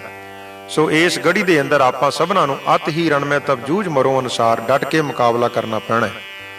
ਸਭਨਾਂ ਨੇ ਆਪੋ ਆਪਣੇ ਤੀਰ ਕਮਾਨ, ਨੇਜੇ, ਭਾਲੇ, ਤਲਵਾਰਾਂ ਅਤੇ ਹੋਰ ਸ਼ਸਤਰ ਸੰਭਾਲ ਲਏ। ਇਹ ਰਾਤ ਚੁੱਪਚਾਪ ਲੰਘ ਗਈ। ਗੜ੍ਹੀ ਅੰਦਰ ਹੀ ਦੀਵਾਨ ਸਜਿਆ। ਆਸਾ ਜੀ ਦੀ ਵਾਰ ਦਾ ਪਾਠ ਕੀਤਾ ਗਿਆ, ਅਰਦਾਸਾ ਸੋਧਿਆ ਤੇ ਅਕਾਲ ਪੁਰਖ ਜੀ ਦਾ ਧੰਨਵਾਦ ਸਤਿਗੁਰੂ ਜੀ ਨੇ ਕੀਤਾ। ਦਿਨ ਚੜ੍ਹਦੇ ਸਾਰ ਟਿੱਡੀ ਦਲ ਵਾਂਗੂ ਮੁਗਲ ਸੈਨਾ ਨੇ ਗੜ੍ਹੀ ਨੂੰ ਹੋਰ ਨਜ਼ਦੀਕ ਤੋਂ ਘੇਰ ਲਿਆ। ਗੁਰੂ ਜੀ ਅਤੇ ਖਾਲਸੇ ਜੀ ਨੇ ਅਕਾਲ ਪੁਰਖ ਜੀ ਦੀ ਓਟ ਵਿੱਚ ਯੁੱਧ ਆਰੰਭ ਕਰ ਦਿੱਤਾ। ਸੰਸਾਰ ਦੇ ਇਤਿਹਾਸ ਵਿੱਚ ਇਹ ਇੱਕ ਅਨੋਖਾ ਯੁੱਧ ਹੈ। ਇੱਕ ਪਾਸੇ ਸਤਿਗੁਰੂ ਜੀ ਦੀ ਫੌਜ ਦੇ 40 ਸੂਰਮੇ, ਦੂਜੇ ਪਾਸੇ ਮੁਗਲ ਫੌਜ ਦੇ 10 ਲੱਖ ਸਿਪਾਹੀ। ਮੁਗਲ ਫੌਜ ਨੂੰ ਇਹ ਪੂਰਾ ਵਿਸ਼ਵਾਸ ਸੀ ਕਿ 40 ਸਿੰਘ ਕੀ ਆ, ਅਸੀਂ ਤਾਂ ਇਹਨਾਂ ਨੂੰ ਝਟਪਟ ਹੀ ਫਤਿਹ ਕਰ ਲਵਾਂਗੇ। ਔਰ ਦੁਨਿਆਵੀ ਤੌਰ ਤੇ ਜੇ ਸੋਚੀਏ ਤੇ ਹੈ ਵੀ ਸੱਚਾਈ, ਕਿੱਥੇ 10 ਲੱਖ ਤੇ ਕਿੱਥੇ 40। ਸੋ ਮੁਗਲਾਂ ਦਾ ਇਹ ਵਿਸ਼ਵਾਸ ਸੀ ਕਿ 40 ਸਿੰਘਾਂ ਨੂੰ ਅਸੀਂ ਬਹੁਤ ਜਲਦੀ, ਬੜੇ ਆਰਾਮ ਨਾਲ, ਬੜੀ ਆਸਾਨੀ ਨਾਲ ਜਿੱਤ ਲਵਾਂਗੇ। ਇਸ ਵਾਸਤੇ ਬਿਲਕੁਲ ਆਰਾਮ ਨਾਲ ਲੜਾਈ ਲੜੀਏ। ਮੁਗਲ ਸੈਨਾ ਸ਼ਰਾਬੀ ਕਬਾਬੀ ਹੋਣ ਕਾਰਨ ਆਲਸੀ ਵੀ ਸੀ।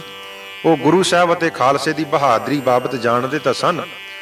ਮੁਗਲਾਂ ਨੇ ਛੋਟੇ ਛੋਟੇ ਦਸਤੇ ਗੜ੍ਹੀ ਵੱਲ ਭੇਜਣੇ ਸ਼ੁਰੂ ਕੀਤੇ, ਪਰ ਸਿੰਘਾਂ ਅਤੇ ਸਤਿਗੁਰੂ ਜੀ ਦੇ ਤੀਰਾਂ ਨੇ ਉਹਨਾਂ ਨੂੰ ਮੂੰਹ ਦੀ ਮੋੜੀ ਅਤੇ ਉਹ ਗੜ੍ਹੀ ਦੇ ਨਜ਼ਦੀਕ ਪੁੱਜਣ ਵਿੱਚ ਅਸਫਲ ਰਹੇ। ਸੈਂਕੜੇ ਮੁਗਲ ਮੌਤ ਦੇ ਘਾਟ ਉਤਾਰੇ ਗਏ। 5 ਸਿੰਘਾਂ ਦਾ ਜਥਾ ਹੁਣ ਗੜ੍ਹੀ ਤੋਂ ਬਾਹਰ ਜਾ ਕੇ ਮੁਗਲ ਫੌਜ ਨਾਲ ਜੂਝਣ ਲਈ ਸਤਿਗੁਰੂ ਜੀ ਨੇ ਤਿਆਰ ਕੀਤਾ। ਇਵੇਂ ਦਿਨ ਢਲ ਗਿਆ। ਖਿਜ਼ਰ ਖਾਂ, ਗੁਲਸ਼ੇਰ ਖਾਂ, ਨਾਹਰ ਖਾਂ ਇਤਾਤਕ ਵੱਡੇ ਵੱਡੇ ਸੂਰਮਿਆਂ ਨੇ ਭਾਰੀ ਸੈਨਾ ਲੈ ਕੇ ਜ਼ਬਰਦਸਤ ਹੱਲਾ ਕੀਤਾ। ਸਤਿਗੁਰੂ ਜੀ ਦੇ ਤੀਰ ਨਾਲ ਨਾਹਰ ਖਾਂ ਮਾਰਿਆ ਗਿਆ, ਪਰ ਖਵਾਜਾ ਮਰਦੂਦ ਕੰਧ ਓਲੇ ਲੋਕੇ ਬਚ ਗਿਆ। ਗੈਰਤ ਖਾਂ ਮਾਰਿਆ ਗਿਆ। ਜਿਹੜਾ ਵੀ ਦੀਵਾਰ ਦੇ ਲਾਗੇ ਪੁੱਜੇ ਉਹ ਤੀਰ ਦੇ ਨਾਲ ਸਤਿਗੁਰੂ ਜੀ ਢੇਰ ਕਰ ਦੇਣ। ਸਤਿਗੁਰੂ ਜੀ ਨੇ ਜਫਰਨਾਮੇ ਵਿੱਚ ਜੋ ਜ਼ਿਕਰ ਕੀਤਾ ਹੈ ਉਸ ਦਾ ਵਾਰਤਕ ਲੱਥਾ ਇਸ ਤਰ੍ਹਾਂ ਹੈ ਕਿ ਤੇਰੀ ਕਾਲੀ ਫੌਜ ਮੱਖੀਆਂ ਦੀ ਮਖੀਲ ਵਾਂਗ ਆਈ ਅਤੇ ਸ਼ੋਰ ਮਚਾਉਂਦੀ ਇੱਕਦਮ ਸਾਡੇ ਉੱਪਰ ਟੁੱਟ ਪਈ। ਇਹ ਜਫਰਨਾਮੇ ਵਿੱਚ ਔਰੰਗਜ਼ੇਬ ਨੂੰ ਜੋ ਬ੍ਰਿਤਾਂਤ ਸਤਿਗੁਰੂ ਜੀ ਨੇ ਲਿਖਿਆ ਉਸ ਦਾ ਵਾਰਤਕ ਅਨੁਵਾਦ ਹੈ ਕਿ ਔਰੰਗੇ ਤੇਰੀ ਕਾਲੀ ਪੌਸ਼ ਫੌਜ ਮੱਖੀਆਂ ਵਾਂਗ ਆਈ ਤੇ ਸ਼ੋਰ ਮਚਾਉਂਦੀ ਇੱਕਦਮ ਟੁੱਟ ਪਈ। ਜੋ ਵੀ ਕੋਈ ਦੀਵਾਰ ਭਾਵ ਚਮਕੌਰ ਦੀ ਕੱਚੀ ਗੜ੍ਹੀ ਦੀ ਓਟ ਤੋਂ ਜਰਾ ਬਾਹਰ ਆਇਆ ਉਹ ਇੱਕੋ ਤੀਰ ਖਾ ਕੇ ਲਹੂ ਵਿੱਚ ਗਰਕ ਹੋ ਗਿਆ। ਫੇਰ ਉਸ ਦੀਵਾਰ ਤੋਂ ਕੋਈ ਵੀ ਬਾਹਰ ਨਾ ਆਇਆ, ਨਾ ਉਹਨਾਂ ਤੀਰ ਖਾਧੇ ਤੇ ਨਾ ਖੁਆਰ ਹੋਏ। ਜਦੋਂ ਮੈਂ ਨਾਹਰ ਖਾਂ ਨੂੰ ਮੈਦਾਨੇ ਜੰਗ ਵਿੱਚ ਆਇਆ ਵੇਖਿਆ ਤਾਂ ਉਸ ਨੇ ਫੌਰਨ ਹੀ ਮੇਰੇ ਤੀਰ ਦਾ ਸਵਾਦ ਚੱਖਿਆ, ਅਰਥਾਤ ਉਹ ਤੀਰ ਖਾ ਕੇ ਥਾਂ ਤੇ ਹੀ ਢਹਿ ਢੇਰੀ ਹੋ ਗਿਆ। ਇਸ ਪਿੱਛੋਂ ਇੱਕ ਹੋਰ ਪਠਾਨ ਤੇ ਹੜ ਵਾਂਗ ਬੰਦੂਕ ਦੀ ਗੋਲੀ ਵਾਂਗ ਲੜਨ ਲਈ ਮੇਰੇ ਉੱਪਰ ਚੜ੍ਹਿਆ। ਉਸ ਨੇ ਬਹਾਦਰੀ ਨਾਲ ਬਹੁਤ ਸਾਰੇ ਹਮਲੇ ਕੀਤੇ। ਉਹਨਾਂ ਵਿੱਚੋਂ ਕੁਝ ਉਹਨੇ ਸੂਝ-ਬੂਝ ਨਾਲ ਕੀਤੇ ਤੇ ਕੁਝ ਬੇਸਮਝੀ ਨਾਲ। ਦੇਖੋ ਸਤਿਗੁਰੂ ਜੀ ਦੀ ਕਮਾਲ ਕਿ ਦੁਸ਼ਮਣ ਦੀ ਬਹਾਦਰੀ ਦਾ ਵੀ ਜ਼ਿਕਰ ਕਰਦੇ ਨੇ ਕਿ ਬਿਲਕੁਲ ਠੀਕ ਹੈ ਕਿ ਉਸਨੇ ਬਹਾਦਰੀ ਨਾਲ ਹਮਲੇ ਤਾਂ ਕੀਤੇ, ਕੁਝ ਉਹਨੇ ਸੂਝ-ਬੂਝ ਨਾਲ ਕੀਤੇ, ਕੁਝ ਬੇਸਮਝੀ ਨਾਲ ਕੀਤੇ। ਸਤਿਗੁਰੂ ਗਾਂ ਕਹਿੰਦੇ ਨੇ ਕਿ ਉਸ ਨੇ ਕਈ ਹੱਲੇ ਕੀਤੇ, ਖੁਦ ਵੀ ਬਹੁਤ ਸਾਰੇ ਫੱਟ ਖਾਧੇ। ਉਸ ਨੇ 2 ਜਣਿਆਂ ਨੂੰ ਜਾਨੋਂ ਮਾਰਿਆ ਤੇ ਆਖਰ ਆਪਣੀ ਜਾਨ ਦੇ ਗਿਆ। ਉਹ ਮਰਦੂਦ ਖਵਾਜਾ ਜਫਰ ਵੇਗ ਬੁਜਦਲ ਸਰਦਾਰ ਗੜ੍ਹੀ ਦੀ ਦੀਵਾਰ ਦੀ ਓਟ ਵਿੱਚ ਰਿਹਾ, ਪਰ ਬਹਾਦਰਾਂ ਵਾਂਗ ਸਾਹਮਣੇ ਨਾ ਆਇਆ। ਸਤਿਗੁਰੂ ਜੀ ਦੇ ਸਿੰਘ ਕਾਲੇ ਮਖੀਲ ਦੀਆਂ ਮੱਖੀਆਂ ਉੱਪਰ ਟੁੱਟ ਪਏ ਅਤੇ ਪਲਾਂ ਵਿੱਚ ਵੈਰੀਆਂ ਤੇ ਕਾਬੂ ਪਾ ਲਿਆ। ਜੋ ਕੋਈ ਵੀ ਦੀਵਾਰ ਤੋਂ ਬਾਹਰ ਆਇਆ ਇੱਕੋ ਤੀਰ ਨਾਲ ਖੂਨੋ ਖੂਨ ਹੋ ਗਿਆ, ਪਰ ਜੋ ਵੀ ਦੀਵਾਰ ਦੇ ਅੰਦਰ ਰਿਹਾ ਕਿਸੇ ਤੀਰ ਨਾਲ ਜ਼ਖਮੀ ਨਾ ਹੋਇਆ ਤੇ ਨਾ ਪਰੇਸ਼ਾਨ ਹੋਇਆ। ਸਤਿਗੁਰੂ ਜੀ ਕਹਿੰਦੇ ਨੇ ਕਿ ਜਦੋਂ ਨਾਹਰ ਖਾਂ ਲੜਾਈ ਵਿੱਚ ਆਇਆ ਤਾਂ ਇੱਕੋ ਤੀਰ ਨਾਲ ਉਸ ਦਾ ਖਾਤਮਾ ਹੋ ਗਿਆ। ਬਾਕੀ ਰਹਿੰਦੇ ਪਠਾਨ ਜੰਗ ਵਿੱਚ ਸ਼ਾਮਲ ਹੋਏ। ਬੜਾ ਖੂੰਖਾਰ ਹੱਲਾ ਬੋਲਿਆ, ਬੜੀ ਮਰਦਾਨਗੀ ਨਾਲ ਹੱਲਾ ਬੋਲਿਆ, ਪਰ ਬੜੀ ਕਾਇਰਤਾ ਤੇ ਮੂਰਖਤਾ ਦੇ ਨਾਲ ਉਹਨਾਂ ਵਿੱਚੋਂ ਬਹੁਤਿਆਂ ਨੇ ਜੰਗ ਕੀਤੀ। ਬੁਰੀ ਤਰ੍ਹਾਂ ਜ਼ਖਮੀ ਹੋ ਕੇ ਰੱਬ ਨੂੰ ਪਿਆਰੇ ਹੁੰਦੇ ਗਏ। ਉਹ ਮਰਦੂਦ ਖਵਾਜਾ ਤੇਰਾ ਜਰਨੈਲ ਕੰਧ ਦੇ ਓਲੇ ਖੜਾ ਰਿਹਾ, ਕਾਇਰਾਂ ਵਾਂਗ ਲੜਾਈ ਵਿੱਚ ਸ਼ਾਮਲ ਨਾ ਹੋਇਆ। ਇਸ ਯੁੱਧ ਵਿੱਚ ਕਾਫੀ ਸਿੰਘ ਸ਼ਹੀਦੀ ਪ੍ਰਾਪਤ ਕਰ ਗਏ। ਪਹਿਰੇਦਾਰ ਮਦਨ ਸਿੰਘ ਤੇ ਕਾਠਾ ਸਿੰਘ ਜੀ ਵੀ ਸ਼ਹੀਦ ਹੋ ਗਏ। ਪਹਿਲਾਂ ਦਾਨ ਸਿੰਘ, ਸ਼ਿਆਮ ਸਿੰਘ ਤੇ ਧਿਆਨ ਸਿੰਘ ਪਹਿਰੇਦਾਰ ਸਿੰਘਾਂ ਪਿੱਛੋਂ ਬਾਹਰ ਮੁਗਲ ਸੈਨਾ ਨਾਲ ਲੜੇ, ਉਹ ਵੀ ਸ਼ਹੀਦੀ ਪਾ ਗਏ। ਟਿੱਡੀ ਦਲ ਵਾਂਗੂ ਮੁਗਲ ਸੈਨਾ ਗੜ੍ਹੀ ਦੇ ਦਰਵਾਜ਼ੇ ਵੱਲ ਆਉਂਦੀ ਵੇਖ ਕੇ ਭਾਈ ਮੋਹਕਮ ਸਿੰਘ ਜੀ ਨੇ ਜੰਗ ਦੇ ਮੈਦਾਨ ਵਿੱਚ ਵੈਰੀਆਂ ਨਾਲ ਜੂਝਣ ਲਈ ਸਤਿਗੁਰੂ ਜੀ ਦੇ ਸਨਮੁਖ ਹਾਜ਼ਰ ਹੋ ਕੇ ਆਗਿਆ ਮੰਗੀ। ਸਤਿਗੁਰੂ ਜੀ ਨੇ ਪ੍ਰਸੰਨ ਹੋ ਕੇ ਆਪਣੇ ਹੱਥ ਦੀ ਤਲਵਾਰ ਬਖਸ਼ੀ ਅਤੇ ਅਸ਼ੀਰਵਾਦ ਦੇ ਕੇ ਜੰਗ ਵਿੱਚ ਜਾਣ ਦੀ ਆਗਿਆ ਦਿੱਤੀ।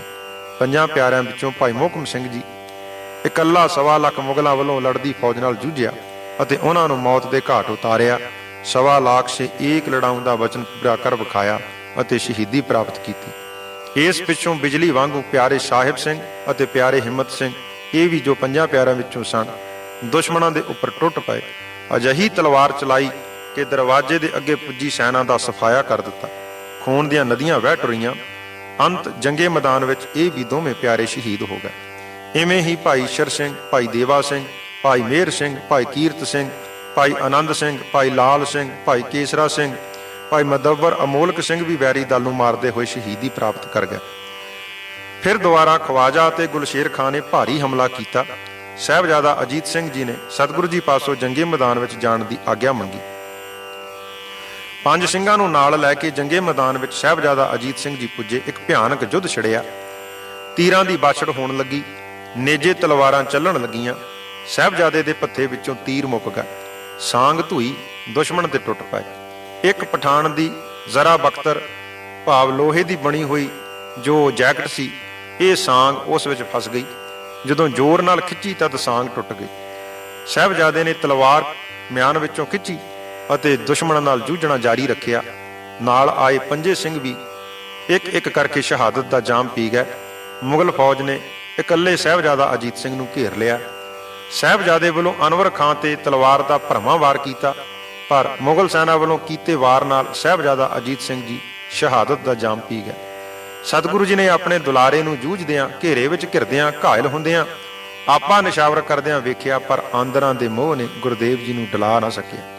ਇਵੇਂ ਪੁੱਤਰ ਸੰਤ ਖਾਲਸਾ ਸਿਪਾਹੀ ਯੋਧਾ ਸਾਹਿਬਜ਼ਾਦਾ ਅਜੀਤ ਸਿੰਘ ਸ਼ਹੀਦੀ ਪ੍ਰਾਪਤ ਕਰ ਗਿਆ। ਵੱਡੇ ਵੀਰ ਨੂੰ ਸ਼ਹੀਦ ਹੁੰਦਿਆਂ ਵੇਖ ਕੇ ਸਾਹਿਬਜ਼ਾਦਾ ਜੁਝਾਰ ਸਿੰਘ ਜੀ ਵੀ ਸਤਿਗੁਰੂ ਜੀ ਦੇ ਚਰਨਾਂ ਵਿੱਚ ਹਾਜ਼ਰ ਹੋਏ। ਯੁੱਧ ਵਿੱਚ ਜਾਣ ਦੀ ਆਗਿਆ ਮੰਗੀ। ਸਤਿਗੁਰੂ ਜੀ ਨੇ ਬੜੇ ਪਿਆਰ ਨਾਲ ਕੰਡ ਤੇ ਹੱਥ ਫੇਰਿਆ ਅਤੇ ਬਹਾਦਰੀ ਨਾਲ ਰਣ ਖੇਤਰ ਵਿੱਚ ਜੂਝਣ ਲਈ ਅਸੀਸ ਬਖਸ਼ੀ। ਸਾਹਿਬਜ਼ਾਦਾ ਜੁਝਾਰ ਸਿੰਘ ਜੀ ਵੀ 5 ਸਿੰਘਾਂ ਸਮੇਤ ਮੈਦਾਨੇ ਜੰਗ ਵਿੱਚ ਪੁੱਜੇ ਅਤੇ ਪਹਿਲੇ ਸ਼ਹੀਦ ਹੋ ਚੁੱਕੇ ਸਿੰਘਾਂ ਵਾਂਗੂ ਜੂਝਣ ਲੱਗੇ। ਸੈਂਕੜੇ ਮੁਗਲ ਅਤੇ ਪਹਾੜੀ ਰਾਜਿਆਂ ਦੀ ਫੌਜ ਨੂੰ ਮੌਤ ਦੇ ਘਾਟ ਉਤਾਰਿਆ। ਇਸ ਵੇਲੇ ਤਰਕਾਲਾਂ ਪੈ ਚੁੱਕੀਆਂ ਸਨ। 6 ਬਹਾਦਰ ਸਿੰਘਾਂ ਨੇ ਗੜ੍ਹੀ ਦੇ ਦਰਵਾਜ਼ੇ ਅੱਗਿਓਂ ਟਿੱਡੀ ਦਲ ਵਾਂਗੂ ਵਧੀ ਆ ਰਹੀ ਫੌਜ ਦਾ ਸਫਾਇਆ ਕਰ ਦਿੱਤਾ। ਸਾਹਿਬਜ਼ਾਦਾ ਅਜੀਤ ਸਿੰਘ ਵਾਂਗੂ ਸਾਹਿਬਜ਼ਾਦਾ ਜੁਝਾਰ ਸਿੰਘ ਜੀ ਵੀ ਬਹੁਤ ਬਹਾਦਰੀ, ਦਲੇਰੀ, ਨਿਰਭੈਤਾ ਦੇ ਨਾਲ ਲੜੇ। ਅਣਗਿਣਤ ਵੈਰੀਆਂ ਦੇ ਦਲ ਵਿੱਚ ਲਿੜਦੇ ਘਿਰ ਗਏ। ਕਾਫੀ ਜ਼ਖਮੀ ਹੋਏ ਔਰ ਜ਼ਖਮੀ ਹੁੰਦਿਆਂ ਵੀ ਜ਼ਖਮਾਂ ਦੀ ਤਾਬ ਨੂੰ ਨਾ ਧਿਆਨ ਵਿੱਚ ਰੱਖਦਿਆਂ ਅਖੀਰਲੇ ਦਮ ਤੱਕ ਮੁਗਲਾਂ ਦੀ ਕਟਾ ਵੱਢੀ ਕਰਦੇ ਲੜਦੇ ਰਹੇ। ਪੰਜੇ ਸਿੰਘ ਤੇ ਸਾਹਿਬਜ਼ਾਦਾ ਜੁਝਾਰ ਸਿੰਘ ਅਤ ਜ਼ਖਮੀ ਹੋ ਕੇ ਸ਼ਹੀਦ ਹੋ ਗਏ। ਇਸ ਵੇਲੇ ਕਾਫੀ ਹਨੇਰਾ ਹੋ ਗਿਆ। ਵੈਰੀ ਸੈਨਾ ਵੀ ਗੜ੍ਹੀ ਤੋਂ ਪਿਛਾਂਹ ਹਟ ਗਈ। ਸਤਿਗੁਰੂ ਜੀ ਨੇ ਦੀਵਾਨ ਸਜਾਇਆ, ਰਹਿ ਰਾਸ ਦਾ ਪਾਠ ਕੀਤਾ। ਅੱਜ ਅਰਦਾਸ ਗੁਰਦੇਵ ਨੇ ਆਪ ਕੀਤੀ। ਵਾਹਿਗੁਰੂ ਧੰਨਵਾਦ ਕੀਤਾ ਅਕਾਲ ਪੁਰਖ ਦਾ ਕਿ 3 ਮਹਾਨ ਕਸ਼ਟ ਭਰੀਆਂ ਰਾਤਾਂ ਖਾਲਸੇ ਨੇ ਚੜ੍ਹਦੀ ਕਲਾ ਨਾਲ ਬਤੀਤ ਕੀਤੀਆਂ ਅਤੇ ਵਾਹਿਗੁਰੂ ਅੰਗ ਸੰਗ ਰਹੇ। ਜਿਨ੍ਹਾਂ ਨੂੰ ਆਪਣੀ ਗੋਦ ਵਿੱਚ ਸੱਦਣਾ ਮਨਜ਼ੂਰ ਸੀ, ਉਹਨਾਂ ਨੂੰ ਚੜ੍ਹਦੀ ਕਲਾ ਵਿੱਚ ਆਪਣੇ ਸਨਮੁਖ ਰਹਿੰਦਿਆਂ ਚਿੱਤ ਵਿੱਚ ਨਾਮ ਤੇ ਮੂੰਹ ਵਿੱਚ ਫਤਿਹ ਦੇ ਕਰਕੇ ਆਪਣੇ ਚਰਨਾਂ ਵਿੱਚ ਸੱਦ ਲਿਆ। ਘਾਲ ਪ੍ਰਵਾਨ ਹੋਈ, ਉਹ ਦਰ ਅਪੜੇ ਜੋ ਬਾਕੀ ਰਹੇ। ਹੇ ਅਕਾਲ ਪੁਰਖ, ਆਪ ਦੀ ਓਟ ਵਿੱਚ ਸਾਵਧਾਨ, ਭਾਣੇ ਅਤੇ ਰਜ਼ਾ ਵਿੱਚ ਰਾਜ਼ੀ, ਚੜ੍ਹਦੀਆਂ ਕਲਾਂ ਵਿੱਚ ਤਿਆਰ ਬਰ ਤਿਆਰ ਹਨ। ਇਹ ਵਾਹਿਗੁਰੂ ਜੀ ਸਭ ਆਪ ਦੀ ਮਿਹਰ ਹੈ। ਫਿਰ ਸਤਿਗੁਰੂ ਜੀ ਨੇ ਸਾਰੇ ਸ਼ਹੀਦਾਂ ਦੀ ਆਤਮਾ ਨੂੰ ਅਸੀਸਾਂ ਬਖਸ਼ੀਆਂ। ਇਸ ਵੇਲੇ ਸਭ ਸਿੰਘਾਂ ਨੇ ਸਤਿਗੁਰੂ ਜੀ ਨੂੰ ਗੜ੍ਹੀ ਛੱਡ ਜਾਣ ਲਈ ਬੇਨਤੀ ਕੀਤੀ। ਸਿੰਘਾਂ ਵੱਲੋਂ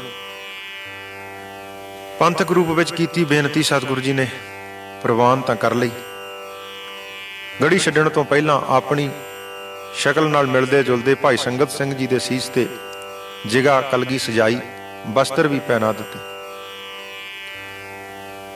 ਭਾਈ ਦਇਆ ਸਿੰਘ, ਭਾਈ ਧਰਮ ਸਿੰਘ ਤੇ ਭਾਈ ਮਾਨ ਸਿੰਘ ਨੂੰ ਲੈ ਕੇ ਤਾੜੀ ਸਾਹਿਬ ਗੁਰਦੁਆਰੇ ਵਾਲੇ ਸਥਾਨ ਤੇ ਸਤਿਗੁਰੂ ਪੁੱਜੇ ਔਰ ਲਲਕਾਰਿਆ। ਹੱਥ ਤੇ ਹੱਥ ਮਾਰ ਕੇ ਤਾੜੀ ਮਾਰੀ ਤੇ ਆਖਿਆ ਕਿ ਇਹ ਮੁਗਲੋ ਸਿੱਖਾਂ ਦਾ ਗੁਰੂ ਜਾ ਰਿਹਾ ਹੈ। 3 ਵੇਰ ਸਤਿਗੁਰੂ ਜੀ ਨੇ ਇਸ ਤਰ੍ਹਾਂ ਪੁਕਾਰਿਆ। ਇੱਕਦਮ ਹਫੜਾ ਦਫੜੀ ਮਚ ਗਈ। ਆਪੋ ਵਿੱਚ ਕਟਾਵੜ ਸ਼ੁਰੂ ਹੋਈ। ਸਤਿਗੁਰੂ ਜੀ 3 ਸਿੰਘਾਂ ਨੂੰ ਤਾਰੇ ਦੀ ਸੇਧ ਦੇ ਨਾਲ ਆਉਣ ਦਾ ਹੁਕਮ ਦੇ ਕੇ ਦੁਸ਼ਮਣ ਦੀਆਂ ਸਫਾਂ ਚੀਰਦੇ ਪੰਥ ਖਾਲਸੇ ਦਾ ਹੁਕਮ ਮੰਨ ਕੇ ਨਿਕਲ ਗਏ। ਗੜ੍ਹੀ ਵਿੱਚ ਅਟਾਰੀ ਉੱਪਰ ਸੰਤ ਸਿੰਘ, ਸੰਗਤ ਸਿੰਘ ਚੜ੍ਹ ਗਏ। ਰਾਮ ਸਿੰਘ, ਸੰਤੋਖ ਸਿੰਘ, ਕੇਰ ਸਿੰਘ, ਦੇਵਾ ਸਿੰਘ 4 ਬੁਰਜਾਂ ਤੇ ਡਟ ਗਏ। ਜੀਵਨ ਸਿੰਘ ਅਤੇ ਕਾਠਾ ਸਿੰਘ ਧੌਂਸਾ ਵਜਾਉਣ ਲੱਗੇ। ਸਭਨਾਂ ਨੇ ਇਸ ਵੇਲੇ ਤੀਰਾਂ ਨਾਲ ਦੁਸ਼ਮਣ ਦੀਆਂ ਫੌਜਾਂ ਤੇ ਵਾਰ ਕੀਤੇ। ਰਾਤ ਲੰਘਣ ਉਪਰੰਤ ਦੁਸ਼ਮਣਾਂ ਨੇ ਗੜ੍ਹੀ ਨੂੰ ਘੇਰ ਲਿਆ। ਸਾਰੇ ਸਿੰਘ ਜੂਝਦੇ ਹੋਏ ਸ਼ਹਾਦਤ ਦਾ ਜਾਮ ਪੀ ਗਏ। ਜਦੋਂ ਭਾਈ ਸੰਗਤ ਸਿੰਘ ਨੂੰ ਕਲਗੀ ਅਤੇ ਬਸਤਰ ਪਹਿਨੇ ਵੇਖੇ ਤਦ ਉਹਨਾਂ ਸਤਿਗੁਰੂ ਜੀ ਦੇ ਸ਼ਹੀਦ ਹੋ ਜਾਣ ਦਾ ਸ਼ੱਕ ਪੈ ਗਿਆ। ਪਰ ਪਿੱਛੋਂ ਸੂਈਏ ਵੱਲੋਂ ਖਬਰ ਮਿਲਣ ਤੇ ਬਹੁਤ ਹੈਰਾਨ ਹੋਏ ਕਿ ਸਤਿਗੁਰੂ ਜੀ ਤਾਂ ਸਹੀ ਸਲਾਮਤ ਇੱਥੋਂ ਨਿਕਲ ਕੇ ਜਾ ਚੁੱਕੇ ਹਨ। ਦਿਨੇ ਮੁਗਲ ਆਪਣੀਆਂ ਫੌਜਾਂ ਦੇ ਮਰ ਚੁੱਕੇ ਸਿਪਾਹੀਆਂ ਦੀਆਂ ਲੋਥਾਂ ਵੱਡੇ ਵੱਡੇ ਟੋਏ ਪੁੱਟ ਕੇ ਦੱਬਦੇ ਰਹੇ। ਸ਼ਾਮ ਵੇਲੇ ਉਹ ਆਪਣੇ ਘਰਾਂ ਨੂੰ ਪਰਤਣ ਲਈ ਉਤਾਵਲੇ ਸਨ। ਸ਼ਹੀਦ ਸਿੰਘਾਂ ਦੇ ਪਾਵਨ ਸਰੀਰ ਕਿਸੇ ਨੇ ਨਾ ਸੰਭਾਲੇ। ਰਾਤ ਪੈ ਗਈ। ਬਹਾਦਰ ਸਿੰਘਣੀ ਬੀਬੀ ਸ਼ਰਨ ਕੌਰ ਜੰਗ ਦੇ ਮੈਦਾਨ ਵਿੱਚ ਪੁੱਜੀ। ਤੁਰਕ ਫੌਜ ਆਰਾਮ ਕਰ ਰਹੀ ਸੀ। ਉਸ ਨੇ ਪਠਾਨੀਆਂ ਵਾਲਾ ਭੇਸ ਧਾਰਿਆ। ਇੱਕ ਦੀਵਾ ਹੱਥ ਵਿੱਚ ਲੈ ਕੇ ਤੜਕਾ ਹੋਣ ਤੋਂ ਪਹਿਲਾਂ ਉਸ ਨੇ ਸਾਹਿਬਜ਼ਾਦਿਆਂ ਤੇ ਕੁਝ ਸਿੰਘਾਂ ਦੀਆਂ ਪਾਵਨ ਦੇਹਾਂ ਇਕੱਤਰ ਕਰ ਲਈਆਂ। ਅੰਗੀਠਾ ਤਿਆਰ ਕਰ ਲਿਆ। ਅਰਦਾਸਾ ਸੋਧ ਕੇ ਅੰਗੀਠੇ ਨੂੰ ਅੱਗ ਪ੍ਰਚੰਡ ਕਰ ਦਿੱਤੀ। ਤੁਰਕ ਫੌਜ ਦਾ ਇੱਕ ਦਸਤਾ ਭੱਜਾ ਆਇਆ। ਉਹਨਾਂ ਇੱਕ ਔਰਤ ਨੂੰ ਵੇਖਿਆ, ਉਸ ਨੂੰ ਫੜਿਆ, ਘਸੀਟ ਕੇ ਪਰਾਂ ਕਰਕੇ ਅੱਗ ਬਾਲਣ ਦਾ ਕਾਰਨ ਪੁੱਛਿਆ। ਪਰ ਉਸ ਦਲੇਰ ਬੀਬੀ ਦੇ ਮੂੰਹੋਂ ਇੱਕ ਵੀ ਸ਼ਬਦ ਨਾ ਨਿਕਲਿਆ। ਉਹ ਬਿਲਕੁਲ ਚੁੱਪਚਾਪ ਰਹੀ ਅਤੇ ਇੱਕ ਤੁਰਕ ਨੇ ਬਰਸ਼ਾ ਮਾਰ ਕੇ ਉਸ ਬੀਬੀ ਨੂੰ ਵੀ ਸ਼ਹੀਦ ਕਰ ਦਿੱਤਾ। ਉਸ ਨੂੰ ਵੀ ਉਸੇ ਬਲਦੇ ਹੋਏ ਅੰਗੀਠੇ ਵਿੱਚ ਸੁੱਟ ਦਿੱਤਾ। ਇਵੇਂ ਪੰਥ ਤੋਂ ਕੁਰਬਾਨ ਹੋਣ ਵਾਲੇ ਬਹਾਦਰ ਸਪੂਤਾਂ ਦਾ ਅੰਤਮ ਸੰਸਕਾਰ ਹੋਇਆ। ਇਸ ਘਟਨਾ ਤੋਂ ਪਿੱਛੋਂ ਕੁਝ ਸਿੰਘਾਂ ਨੇ ਪਠਾਣਾਂ ਦਾ ਭੇਸ ਬਣਾ ਕੇ ਬਾਕੀ ਰਹਿੰਦੇ ਸ਼ਹੀਦ ਸਿੰਘਾਂ ਦੀਆਂ ਪਾਵਨ ਦੇਹਾਂ ਇਕੱਤਰ ਕਰਕੇ ਸੰਸਕਾਰ ਕਰਨ ਦੀ ਸੇਵਾ ਕੀਤੀ। ਅੱਲਾ ਯਾਰ ਖਾਂ ਜੋਗੀ ਗੁਰੂ ਗੋਬਿੰਦ ਸਿੰਘ ਜੀ ਨੂੰ ਸਾਕਾ ਚਮਕੌਰ ਦਾ ਦ੍ਰਿਸ਼ ਸਨਮੁਖ ਰੱਖਦਿਆਂ ਇਉਂ ਸ਼ਰਧਾਂਜਲੀ ਭੇਂਟ ਕਰਦਾ ਹੈ कि याकूब को यूसुफ के बिछड़ने ने रुलाया, याकूब को यूसुफ के बिछड़ने ने रुलाया, सावर कोई कम कैसा रसूलों में है आया, कटवा के पिसर चारे एक आंसू ना गिराया, रुतबा गुरु गोविंद ने ऋषियों का बढ़ाया। डंडक में फिरे राम तो सीता थी बगल में, डंडक में फिरे राम तो सीता थी बगल में, वो फक़ह जहां हिंद की माता थी बगल में। लक्ष्मण सा बरादर पाए तस्कीन जिगर था, सीता सी पति बरत सो बन राम को कर था, बाकी है कन्हैया तो नहीं उनका पिसर था, सच है गुरु गोबिंद का रुतबा ही दिगर था। हुण छोटे साहिबजादियां दी शहीदी दा साका थोड़ा विस्तार विच वाचना करिए। सतगुरु जी माछीवाड़े दे जंगल विच पुज गए। अकाल पुरख जी दा धन्नवाद कीता। भाई दया सिंह, भाई धर्म सिंह, भाई मान सिंह जी भी सतगुरु जी दे दिते होए इशारे मुताबक ਤੁਰਦੇ ਤੁਰਦੇ ਪਹੁੰਚ ਗਏ। ਇੱਥੇ ਸੰਘਣਾ ਬਾਗ ਹੈ। ਬਾਗ ਵਿੱਚ ਖੂਹ ਹੈ। ਖੂਹ ਤੋਂ ਸਤਿਗੁਰੂ ਜੀ ਨੇ ਜਲ ਛਕਿਆ ਤੇ ਨਵੇਕਲੀ ਜੀ ਥਾਂ ਦੇਖ ਕੇ ਲੇਟ ਗਏ। ਰਾਤ ਦੇ ਹਨੇਰੇ ਵਿੱਚ ਪਿਆਰਾ ਦਇਆ ਸਿੰਘ, ਪਿਆਰਾ ਧਰਮ ਸਿੰਘ, ਭਾਈ ਮਾਨ ਸਿੰਘ ਤੇ ਸਤਿਗੁਰੂ ਜੀ ਦੇ ਭਾਈ ਗੁਲਾਬੇ ਦੇ ਚਵਾਰੇ ਵਿੱਚ ਲੈ ਕੇ ਇਹਨਾਂ ਨੂੰ ਪੁੱਜ ਗਏ। ਇੱਥੇ ਪ੍ਰਸ਼ਾਦਾ ਪਾਣੀ ਛਕਿਆ ਤੇ ਆਰਾਮ ਕੀਤਾ। ਇੱਥੇ ਹੀ ਇੱਕ ਮੱਟ ਵਿੱਚ ਨੀਲ ਪਾ ਕੇ ਨੀਲੇ ਬਸਤਰ ਰੰਗੇ ਗਏ ਅਤੇ ਸਤਿਗੁਰੂ ਜੀ ਨੂੰ ਪਹਿਨਾਏ ਗਏ। ਨਵੀ ਖਾਂ ਤੇ ਗਨੀ ਖਾਂ ਨੇ ਭਾਈ ਦਇਆ ਸਿੰਘ, ਭਾਈ ਧਰਮ ਸਿੰਘ ਤੇ ਭਾਈ ਮਾਨ ਸਿੰਘ ਜੀ ਨੂੰ ਵੀ ਪਠਾਣੀ ਬਸਤਰ ਪਵਾ ਦਿੱਤੇ। ਸਤਿਗੁਰੂ ਜੀ ਨੂੰ ਸੂਫੀ ਫਕੀਰਾਂ ਵਾਲੇ ਬਸਤਰ ਪਹਿਨਾ ਕੇ ਇੱਕ ਸੁੰਦਰ ਸਿੰਘਾਸਣ ਤੇ ਬਿਠਾ ਕੇ ਨਵੀ ਖਾਂ, ਗਨੀ ਖਾਂ, ਭਾਈ ਦਇਆ ਸਿੰਘ, ਭਾਈ ਧਰਮ ਸਿੰਘ ਚੌਹਾਂ ਨੇ ਉਹ ਸਿੰਘਾਸਣ ਉਠਾ ਲਿਆ ਅਤੇ ਮਾਨ ਸਿੰਘ ਜੀ ਚੌਰ ਕਰਨ ਲੱਗੇ। ਇਵੇਂ ਉੱਚ ਦੇ ਪੀਰ ਬਣ ਕੇ ਸਤਿਗੁਰੂ ਜੀ ਪਠਾਣੀ ਫੌਜ ਦੇ ਘੇਰੇ ਵਿੱਚੋਂ ਪਾਰ ਹੋ ਗਏ। ਘੁਲਾਲ, ਲਲਾਂ, ਕਟਾਣੀ, ਰਾਮਪੁਰ ਹੁੰਦੇ ਹੇਹਰ ਪੁੱਜੇ। ਜੱਟਪੁਰੇ ਰਾਏ ਕੱਲੇ ਪਾਸ ਠਹਿਰੇ ਹੋਏ। ਜੱਟਪੁਰੇ ਰਾਏ ਕੱਲੇ ਪਾਸ ਠਹਿਰੇ। ਰਾਏ ਕੱਲੇ ਦੇ ਕੁੜਮ ਨਿਹੰਗ ਖਾਂ ਨੇ ਆਪਣੇ ਪੁੱਤਰ ਆਲਮ ਖਾਂ ਨੂੰ ਆਖਿਆ ਕਿ ਉਹ ਸਤਿਗੁਰੂ ਜੀ ਦੇ ਛੋਟੇ ਸਾਹਿਬਜ਼ਾਦਿਆਂ ਦੀ ਸਰਹੰਦ ਤੋਂ ਖਬਰ ਮੰਗਾਏ। ਆਲਮ ਖਾਂ ਨੇ ਨੂਰੇ ਮਾਹੀ ਨੂੰ ਸਰਹੰਦ ਭੇਜਿਆ। ਨੂਰੇ ਮਾਹੀ ਨੇ ਵਾਪਸ ਆ ਕੇ ਛੋਟੇ ਸਾਹਿਬਜ਼ਾਦਿਆਂ ਦੀ ਸ਼ਹੀਦੀ ਦੀ ਦਾਸਤਾਨ ਸਤਿਗੁਰੂ ਜੀ ਨੂੰ ਇਸ ਤਰ੍ਹਾਂ ਦੱਸੀ। ਸਰਸਾ ਨਦੀ ਘਮਸਾਨ ਯੁੱਧ ਸਮੇਂ ਮਾਤਾ ਗੁਜਰੀ ਜੀ ਅਤੇ ਛੋਟੇ ਸਾਹਿਬਜ਼ਾਦੇ ਬਾਬਾ ਜੋਰਾਵਰ ਸਿੰਘ ਜੀ ਅਤੇ ਬਾਬਾ ਫਤਿਹ ਸਿੰਘ ਜੀ ਬਾਕੀ ਖਾਲਸਾ ਫੌਜ ਦੇ ਨਾਲੋਂ ਨਿਖੜ ਗਏ। ਗੰਗੂ ਬ੍ਰਾਹਮਣ ਜੋ ਰਸੋਈਆ ਸੀ ਗੁਰੂ ਘਰ ਦਾ, ਇਹਨਾਂ ਨੂੰ ਆਪਣੇ ਘਰ ਪਿੰਡ ਖੇੜੀ ਲੈ ਗਿਆ। ਸ਼ਾਮ ਨੂੰ ਰਹਿਰਾਸ ਦਾ ਪਾਠ ਕਰਨ ਉਪਰੰਤ ਦਾਦੀ ਮਾਂ ਨੇ ਆਪਣੇ ਪੋਤਰਿਆਂ ਨੂੰ ਗਲਵੱਕੜੀ ਵਿੱਚ ਲਿਆ, ਅਸੀਸਾਂ ਦਿੱਤੀਆਂ, ਛਾਤੀ ਨਾਲ ਲਗਾ ਮੱਥਾ ਚੁੰਮ ਆਰਾਮ ਕਰਨ ਵਾਸਤੇ ਤਿੰਨੋਂ ਲੇਟ ਗਏ। ਰਾਤ ਦੇ ਅੰਧੇਰੇ ਵਿੱਚ ਗੰਗੂ ਬ੍ਰਾਹਮਣ ਮੋਹਰਾਂ ਦੀ ਖੁਰਜੀ ਆਰਾਮ ਕਰ ਰਹੇ ਮਾਤਾ ਜੀ ਅਤੇ ਸਾਹਿਬਜ਼ਾਦਿਆਂ ਪਾਸੋਂ ਚੁੱਪਚਾਪ ਚੋਰੀ ਲੈ ਗਿਆ। ਜਦੋਂ ਦਿਨ ਚੜ੍ਹਿਆ, ਮਾਤਾ ਜੀ ਨੇ ਸੁਤੇ ਸਿੱਧ ਗੰਗੂ ਪਾਸੋਂ ਉਸ ਮੋਹਰਾਂ ਦੀ ਖੁਰਜੀ ਬਾਰੇ ਪੁੱਛਿਆ ਤੇ ਉਲਟਾ ਉਹ ਲਾਲ ਪੀਲਾ ਹੋ ਕੇ ਕਹਿਣ ਲੱਗਾ ਕਿ ਚੰਗਾ ਮੈਨੂੰ ਨੇਕੀ ਦਾ ਫਲ ਦੇਣ ਲੱਗੇ ਹੋ। ਆਪਣੀ ਜਾਨ ਤਲੀ ਤੇ ਧਰ ਕੇ ਮੈਂ ਤੁਹਾਨੂੰ ਆਪਣੇ ਘਰ ਆਸਰਾ ਦਿੱਤਾ ਹੈ, ਤੁਸੀਂ ਮੈਨੂੰ ਚੋਰ ਬਣਾਈ ਜਾ ਰਹੇ ਹੋ।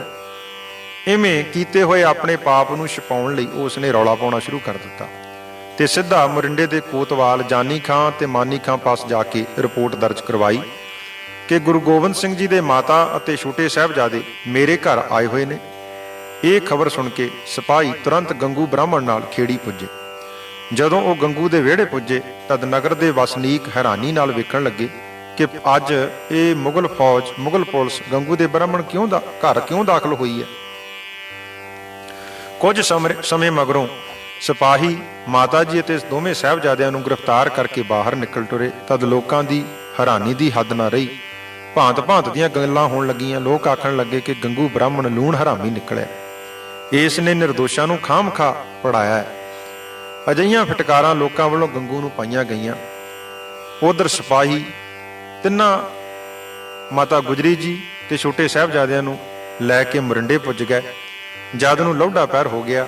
ਸ਼ਾਮ ਤੱਕ ਪੁਲਿਸ ਉਹਨਾਂ ਨੂੰ ਸਰਹੰਦ ਲੈ ਪੁੱਜੀ ਅਤੇ ਠੰਡੇ ਬੁਰਜ ਵਿੱਚ ਕੈਦ ਕਰ ਦਿੱਤਾ। ਹਾਂ, ਦਾਦੀ ਪੋਤਿਆਂ ਸਮੇਤ ਕੈਦ ਕਰ ਦਿੱਤੀ ਗਈ। ਧੰਨ ਮਾਤਾ ਗੁਜਰੀ ਜੀ, ਧੰਨ ਸਾਹਿਬਜ਼ਾਦੇ, ਜਿਨ੍ਹਾਂ ਸਾਡੀ ਖਾਤਰ ਪੋਹ ਦੀਆਂ ਠੰਡੀਆਂ ਰਾਤਾਂ ਦੇ ਦੁਖੜੇ ਚੱਲੇ। ਰਾਤ ਭਰ ਨੀਂਦਰ ਨਾ ਆਈ। ਦਿਨ ਚੜ੍ਹਿਆ ਪਰ ਬੁਰਜ ਅੰਦਰ ਫਿਰ ਵੀ ਸੂਰਜ ਦੀ ਧੁੱਪ ਨਾ ਲੱਗੀ।